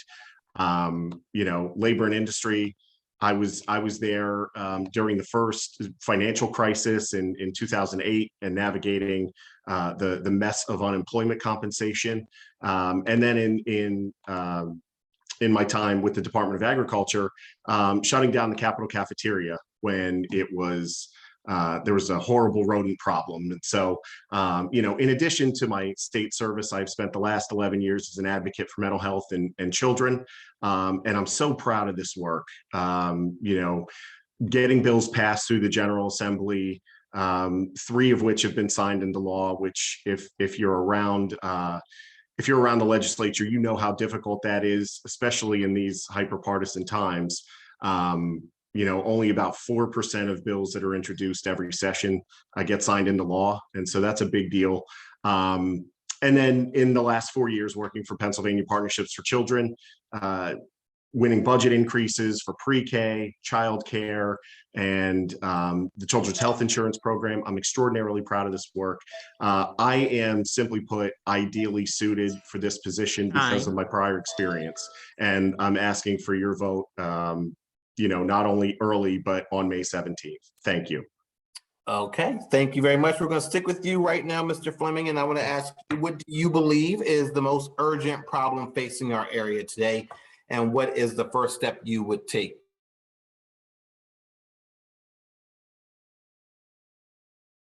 It, but I think the answer is it depends. You know, I'm knocking on doors all around this district, and for somebody, the most urgent problem is property taxes. For somebody else, the most urgent problem is the fact that they lost their job because they were LGBT. For me and my family, one of our most urgent concerns is healthcare, because my daughter has type 1 diabetes. She will need insulin to survive for the rest of her life. And while she is with her mother and I, we are blessed to have insurance that can pay for it. But what happens when she becomes an adult? Will she be able to fully pursue her dream? Because she'll need to have a job in our current system. She'll need to have a job that provides health benefits. So, you know, really like the premise of the question, but I think it's really difficult because people are going through a lot of different things. For some, it's housing, affordable housing, but so I think there are a myriad of problems, and I'm looking forward to trying to find solutions to solve them. Okay, thank you very much, Mr. Epstein. Same question to you. Yes, unequivocally, affordable and accessible healthcare. First thing I'd like to say is thank goodness for Obamacare, Medicare, and Medicaid. All are 3 Democratic programs that protect and save lives. Democrats have a record, a good track record of expanding health insurance to people of all shades, colors, and types. I'd also like to point out that Democrats on 3 different occasions in the last years have put forward plans to make healthcare more accessible and affordable. Back in 2011, the Auditor General put a plan together to increase how we buy medication and drugs to drive the cost down. The Republicans rejected it. In 2018, Auditor General Eugene D. Pasquella had a great idea. Let's get rid of the middleman. The middleman costs Pennsylvanians $2.86 billion a year in medicine costs. In 2021, we have an idea on the table from Representatives Frankel and Emily Kincaid. They introduced a legislation that's eminently doable. Create a drug board that controls drug prices. These are all 3 Democratic ideas. They're good ideas. And it's something we need to act on. So you know what the answer really is? Elect more Democrats. Okay, thank you very much, Mr. Epstein. We'll stick with you for this next question, which is about the state's economy and what actions will you take to address that? Well, look, I think there's a plan right now on the table that I think we need to implement. That's why we need Tom Wolf as governor, and that's why we need to elect Josh Shapiro. As Patty Kim had represented earlier, we do have a COVID surplus. There's a plan on the table to spend that surplus on our economy. And I strongly support the Pennsylvania Opportunity Program that would put $500 billion for relief to workers, for childcare, for household expenses. That would be immediate. We can do that now. There's another $450 million for conservation and recreation. Governor Wolf would put into our healthcare system $250 million for an urgent issue, recruitment and retention of healthcare workers, $40 million targeted for the behavioral workforce, and then another $35 million for FIA forgiveness. By the way, I was at FIA last week and they are ready to implement that program.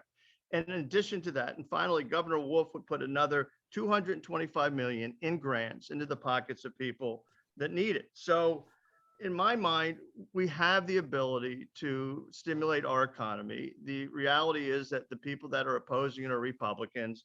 So again, the answer is elect more Democrats. Mr. Fleming, how about you? Yeah, I mean, I think part of Eric's answer is right on, but what I've said in this campaign, and I've seen it up close and personal in my 11 years following budgets through the General Assembly, following the legislation that gets passed and considering the General Assembly, this Commonwealth has roughly $80 billion allocated annually in tax revenue and revenue from the federal government. My question is, what do middle-class families get for that $80 billion? Do we have great schools? Do we have great infrastructure? Do we have affordable childcare? Do we have affordable prescription drugs and healthcare? The answer to that is for most middle and lower income families and individuals, the answer is no. So we don't have, as we've heard the rhetoric for years from the Republicans, we don't have a revenue problem. We don't even have a spending problem, which is the Republican rhetoric. We have a priority problem. And one of the things that really upset me was a proposal this week to give businesses a tax cut that was overwhelmingly supported by people. That would have been 5th or 6th on my priority list. We need to do 4 or 5 other things to help working families before we can even consider a business tax cut. I apologize for going over time. Okay, no problem. We're going to stick with you right now. And our next question here is about education. So white, Black, and brown public school students across the state deserve equitable and adequate funding. What steps will you take to ensure equitable and adequate funding for all? Yeah, so in 2014, the General Assembly adopted the fair funding formula that was then, adopted by the executive. And the fair funding formula was a good first step into trying to equalize the funding that goes to Pennsylvania schools. The problem is that only new money is passed through the fair funding formula. So there's a lot of money already in the system that is allocated basically on an annual basis. Democrats specifically in the General Assembly have tried to make some inroads with level up funding. In the last budget cycle, I believe 200 million in level up funding was passed. And that proposal is once again on the table this year, but it's a fundamental issue with the way we fund our schools. Funding our schools with property taxes creates a system of winners and losers, haves and have-nots. So unless the Commonwealth is dedicated to making up that shortfall, we're just gonna, it's like a hamster wheel. We're just gonna keep spinning our wheels, because the students who most, whose educational outcomes are determined by zip code and are most at risk won't get the resources they need. Thank you very much, Mr. Epstein. Strongly support Representative Cerisi's House Bill 97. It's an equitable education formula. We introduced Mr. Cerisi at Central Dauphin School Board, and I'd work with him to get that actually put into law as soon as possible. I think Justin makes a good point. Only a small portion of our money is equitably distributed. I think out of a sense of fairness, you saw how devastated we were after COVID. And there's another hit for us. Last year, my charter school bill went from 10 million to 14 million. I read every charter school invoice. It's draining us. Susquehanna and CD are grossly underfunded. Let me give you some numbers here.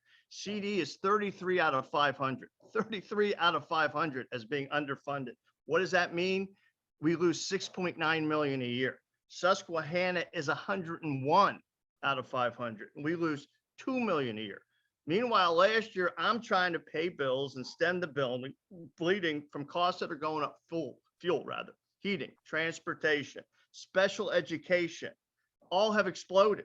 And we've been handcuffed by what we're able to do. So we need equitable education funding now. And it's not just Susquehanna and Central Dauphin, it's also Harrisburg. Harrisburg's underfunded by 32 million a year. This is craziness. Again, my answer, elect more Democrats, including me. Okay, thank you very much. We'll stick with you for this next question here, and it's about minimum wage. What is your position on raising it, and how do we get there? Yeah, I prefer to call it a livable wage. I think if we raise the minimum wage and do it on a flat basis, it's wrong. It took us so long to get here.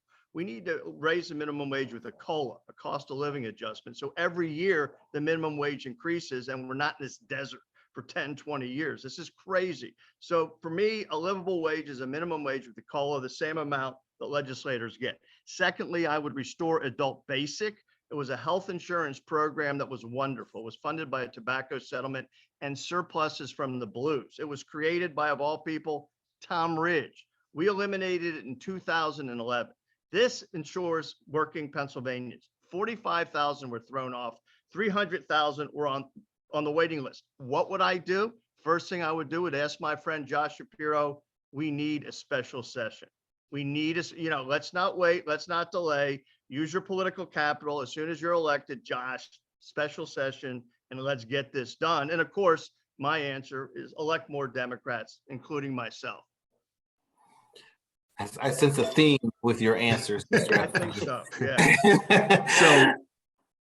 So I appreciate the question.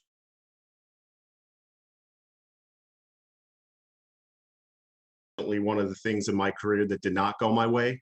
I was with the National Association of Social Workers, Pennsylvania chapter, as their government affairs director when Tom Corbett eliminated adult basic. It was a $200 a month payment to the most needy Pennsylvanians, and it went away because of so-called fiscal concerns. Unfortunately, I was a part of a coalition that was not able to stop that.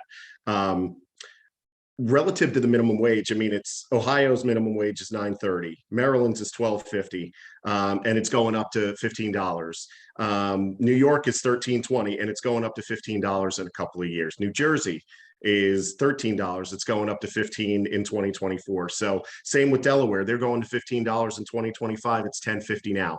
So you know, I once read somewhere that if the minimum wage were indexed to productivity on an annual basis, then it would be something like $25 or $26 an hour. Our workers are productive, but they are not getting ahead at all. They are falling further and further behind. And quite frankly, that's one of the reasons why I'm running, because in the mid 80s, we had a safety net to protect kids and families, and that's all but gone now. And the minimum wage is a huge part of that. We need $15 right now. We cannot delay. And I'm going to stick with you here. And you just mentioned kids and families. And this next question comes from our chat, and it's asking about, what would you do to ensure affordable childcare? Can you give us your thoughts on that? Yes, absolutely. I mean, I think there's a multifaceted approach to get to affordable childcare. Number one, we need to increase the subsidy. We need to increase the funding that we give to families to afford childcare. That's number one. Number two, I think we need to build more quality in the system, have more 3- and 4-star centers. So and pay for that, and you know, so more kids are able to get the early learning that they need and the development that they need. I mean, the research says that in the first 4 years of a kid's life, particularly the first 2 years, neurons are firing at an unbelievable rate. Their ability to learn is so enormous during that period. And without high quality childcare, we're squandering those opportunities for children. And number three, it dovetails on the previous question, pay child care workers more. Period, point blank, end of story. We need to do those things. And I'm looking forward to doing it if I have this opportunity. And I guess I'll say, please vote for me. All right. Thank you very much, Mr. Epstein. Yeah, I think the pandemic exposed how important public education is and its relationship to childcare. Look, the school district we had is the 9th largest in the state. We had 19 schools. Our schools are going all the time. So I strongly support preschool, after school, and summer school programming. In fact, if our kids are hungry in September through May, then they're hungry in the summer. One of the things I instituted at Central Dauphin was a summer food program. When I taught for Tri-County IC, we had family literacy program. There's programming we had that we don't implement anymore. And I think, look, people, Republicans, Democrats, rich, poor, found out during COVID that we provide the structure and the guidance that kids need to have. Actually, we need more resources because those kids also need counseling, they need social work, they need mentoring, they need early intervention. All of this plays a part. So I don't really look as childcare as a different component. It's all part of the same way that we approach raising our kids. And honestly, what we really need to do is, in my opinion, teach more empathy in school and teach how to solve problems non-violently. I mean, we need a more caring, loving community. So I think I would agree with Justin. Yep. Okay, and we're going to stick with you, Mr. Epstein, and we're going to go from what you're just talking about. We're going to talk a little bit about crime and what types of reform efforts do you believe are key to addressing crime and justice and safety? Yeah, it's very similar. I think we have a culture of violence that accepts people resolving problems violently, and that has to be rejected categorically. Again, during COVID, you can't believe what we imagined, and violence did skyrocket, as did desperation and hopelessness, not only among kids, but adults and our staff. So when it comes to crime, I just think, especially with young people, you have to have organized activities, after school, preschool, early intervention, family literacy. We need to extend those partnerships with the Boys and Girls Clubs, with the Ys. I mean, those used to be things when I was growing up that were always available. Look, crime is not going to go away. And I think in a large measure, you know, the society we live in is very violent, and the society we live in has accepted violence as a way to settle grievances. That has to change. I mean, it simply has to change. And I think where that happens is not only the home, but let me be honest with you, the church. I think it's a good thing when you're in a mosque on Friday, a good thing to be in a synagogue on Saturday, a good thing to be in a church on Sunday. So I think if we're going to stem the tide of violence, we have to create a new paradigm on how we teach and nurture our children. Thank you very much, Mr. Fleming. Yeah, excellent question. And going back to my experience with the Pennsylvania Psychological Association when I was over there, we had a visionary board president who the president could pick their theme for their term, and it was wonderful. It was around stemming interpersonal violence. We partnered with the Pennsylvania Sheriff's Association. We partnered with the Office of Victim Advocate in order to build up education and awareness around the epidemic of violence. And it really is at epidemic proportions. You look at gun violence, unfortunately, we do not know, and we don't have adequate data on how much of an epidemic gun violence is, because the Republicans in Congress will not allow the National Institutes of Health to study it, which is just unconscionable with the number of gun violence deaths. I agree with Eric. After school programs, churches, those are excellent. Those are excellent alternative opportunities to steer children, and also making kids care more about their education and making education more engaging. I think that would be a key piece of it as well. But we need after school programs, we need volunteer programs, we need mentorship, and I think those things will help. Okay, thank you very much. I do want to turn to climate change, which is an issue that is affecting a lot of people. And I just want to know, Mr. Fleming, what efforts will you take to ensure that the state addresses climate change and that our environment thrives? Sure. I mean, this is, listen, we all have to live here, right? We only get one planet. And if we do not protect it, we're already seeing the effects of climate change with you talked about Superstorm Sandy earlier. I mean, the New York area had never flooded in that capacity to what Sandy caused. We're seeing stronger tornadoes, stronger monsoons, hurricanes. I worked at Pima. Areas that never flooded began to flood during my time at Pima because of climate change and the frequency of storms and things like that. I'm proud to say that our work in Susquehanna Township, on my work on the Board of Commissioners there, we are renovating our building and encapsulating elements that are going green. We have solar panels on our building. We have, began our efforts in earnest to clean up the Chesapeake Bay watershed and the Paxton Creek that goes to the Susquehanna River in the Chesapeake Bay. But I will say that the difficult thing for me is, as much as we do, if other actors around the globe do not do their part, then I fear it's all for naught. Okay, thank you, Mr. Epstein.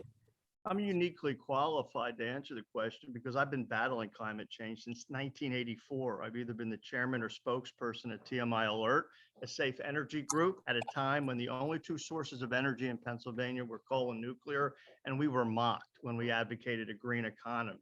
Mocked. Now it's part of our economy. In fact, I became president of the Sustainable Energy Fund, built wind farms, built low impact hydro. I've actually financed throughout Dauphin County through the Sustainable Energy Fund, green buildings with LEED certification. And most recently in Susquehanna and Lower Paxton, I've been the chairman of SWAN. We negotiate CBAs, community-based agreements, when developers come in and want to modify the zoning protocol. 3 things you got to do: 40% open space. We're going to need new parks, and we're going to need a walking trail. What we can do at the statewide level is pretty clear. We need to expand the alternative and energy portfolio, which was passed in 2004. We need to modernize the building codes.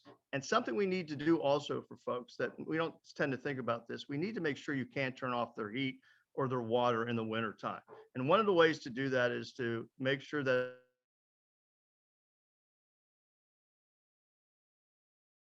the lives we lost to fires this year was unbelievable. We haven't seen this in almost 100 years. So when it comes to climate change, we can all do our part, but you have to think, have a vision. Okay, I have one more question for the both of you, and this is a pretty local question, but your district that you're running for includes Susquehanna Township. So I want to know your thoughts on the controversy regarding the Susquehanna Township School District and its mascot. I'll start with you, Mr. Epstein. Yeah, this is an issue that has to be solved at the town square. It can't be dictated from a back room, and it can't be top down. I think the only way to deal with the issue, frankly, is to bring all the stakeholders together. We need to turn down the volume. You know, the way it's been dealt with so far has not been correct. It has to be open. It has to be transparent. We have to get a consensus. Once we get stakeholders together, students, teachers, parents, administrators, alumni, let's have a discussion and let's figure out where we want to go and what the new mascot will be.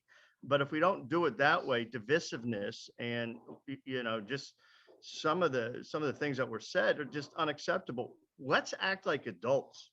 I got to tell you, as someone who was on the school board during COVID, the children were more adult-like than the adults. So when we have this discussion, bring all the stakeholders together, turn down the volume. It has to be consensus-based. We can get there. This is something we can do. Okay, Mr. Fleming, how about you? Yeah, I mean, as you know, as a fellow alum of Susquehanna Township High School, same class, go 98. You know, I can't dispute anything that was said. I mean, the way it was done from the start really was in such poor form. Listen, on the township side, we, you know, designed a new logo, and we are moving away from the native iconography, much to the chagrin of some. And I get it, but I would say, you know, if you haven't been in that marginalized position, then it can be difficult to understand. You know, we're seeing movements in Major League Baseball, in the National Football League, away from native iconography, and not enough, but that's a good thing. I will say in Susquehanna Township, at least I always viewed it this way, as a point of pride and as a point of celebration of Native people who founded this land. But I will say, you know, if it is, you know, it's hurtful to some, and I think we need to engage in a well thought out process to transition to a new mascot in Susquehanna Township. And I hope they can do that. I hope the current board can do that. Okay, thank you both for that. And let's get to your closing statements. And Mr. Epstein, I will begin with you. Thank you. I was hoping we could have a conversation tonight. I think we all need to work together. Hopefully I've been true to your ideals, but I also have the experience and the passion to get results, not just pay lip service, but get results. I've cited some of my accomplishments in education and social justice for the public good to better our community. I don't think you guys would settle for less. You cannot accept less. I'm always accessible and transparent, perhaps to a fault. And I have the same commitment to you that I had as a public servant. You can call me anytime. My number is 717-979-8767. My email is epstein@efmr.org. My pledge, and I've been true to it, is I will get back to you within 24 hours. All right, you don't need to buy a ticket to a fundraiser to see me. You can get a hold of me anytime. We saw that tonight. A vote for me on May 17th will be a huge step forward for our common goals, because with me, you will have a seat at the table. I look forward to being with you in person and continuing this conversation. Certainly hope you vote for me on May 17th or whenever you cast the ballot. Thank you, my friends. Thank you very much. And Mr. Fleming. I'm really proud of the campaign we've put together. When it was time to get on the ballot, we submitted 750 signatures. We had more than 24 volunteers mobilized to help in this community, to help with this effort. I am a part of this community. I absolutely adore this new district. You know, I got married in Calvary United Methodist Church on Locust Street, spent too many nights as a high school student at the Colonial Park Diner, worked at the Colonial Park Mall, obviously attended Susquehanna Township and graduated there. I am of this community. I'm so happy for the redistricting effort that was made, and specifically the effort to turn the 105th district into a community of interest. You know, my entire adult life, the 104th district, which included Susquehanna Township, was included with Halifax and Millersburg, and there were wonderful people up there, but Susquehanna Township is not a community of interest with that part of the county. And so I am so happy that this happened. It would be my honor to serve the residents of this district. Like I said, I've spent 11 years around the General Assembly doing the work. I don't need to ask somebody who I need to go to in order to talk to an executive director when we introduce a bill. I've already made relationships with sitting members of the General Assembly, some of whom are supporting my campaign. So I have done this work. I am uniquely qualified for this position, and that's why I'm running for it, quite frankly. I've never run for anything that I'm not qualified for. And so please, I would hope I could earn your vote. Again, if you have a mail-in ballot, turn it in as soon as possible. I only got my mail 3 days a week last week. So make your decision, turn in your mail-in ballot. And if you're choosing to vote in person, please cast a vote for me, Justin Fleming, on May 17th. I thank you so much, and it would be my honor and privilege to represent the 105th Legislative District. All right, thank you very much, Eric Epstein. You've been on our air so many times that I feel like I know you. And Justin Fleming, we went to school together, and I do know you. So we do know one another. Exactly. So it was great to have you both here on the stage. Good luck to both of you, and thank you for a wonderful conversation there all about the 105th district. So thank you to you both candidates. Good luck to you both. And that is going to conclude our debate panels for tonight. We want to thank all of our candidates who joined us tonight. They had some wonderful answers to some very thought-provoking questions. I'm so appreciative of them for taking the time to talk with us tonight. And I'm going to turn things over now to Mona Johnson, member of the Greater Harrisburg section of the National Council of Negro Women, and Kimberly Early, member of the Social Action Committee, Delta Sigma Theta Sorority Incorporated, Harrisburg Alumni Chapter.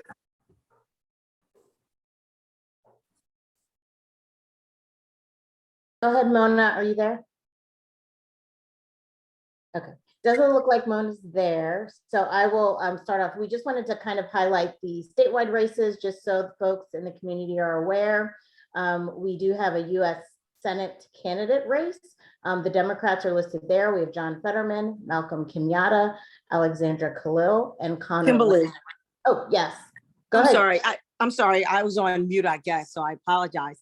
If you and I hate to interrupt you, but if you would like for me to take over, I will. You're fine. Go ahead. Okay, let's see, let me get some video going here. I don't know if anyone can see me, but anyway, let me just pick up where she was at. The U.S. Senate candidates for Pennsylvania. The Democrat is John Fetterman. This is a slide so you can see their email addresses. We got Malcolm Kenyatta, Alexandria Khalil, and Connor Lamb. On the Republican ticket, we got George, and I hate if I butcher up this name, Pacheco, Kathy Barnett, Jeff Bartos, Sean Gale, Dave McCormick, Mehmet Oz, Carla Sands. And those are our candidates. And most importantly, we just want to remind everyone to please get out and vote, exercise your right to vote. Thanks, Mona. And also, I just wanted to share too that ABC 27, hopefully James doesn't mind, they did two debates, and I'll put the links in the chat. But if you missed it, please watch those. They're very good. And then for the gubernatorial candidates, we have Josh Shapiro. If you're a Democrat, he'll be on your ballot. On the Republican ballot, we have Lou Barletta, Herman, Joe Gale, Charlie Monroe, Melissa Hart, Doug Mastriano, Bill McSwain, Dave White, and Dr. Zama. So there's several candidates there if you're a registered Republican. And then Green Party and Libertarian Party. So the Green Party is Christina DeLugio, and Libertarian Party, Matt Heckenberg. And their web.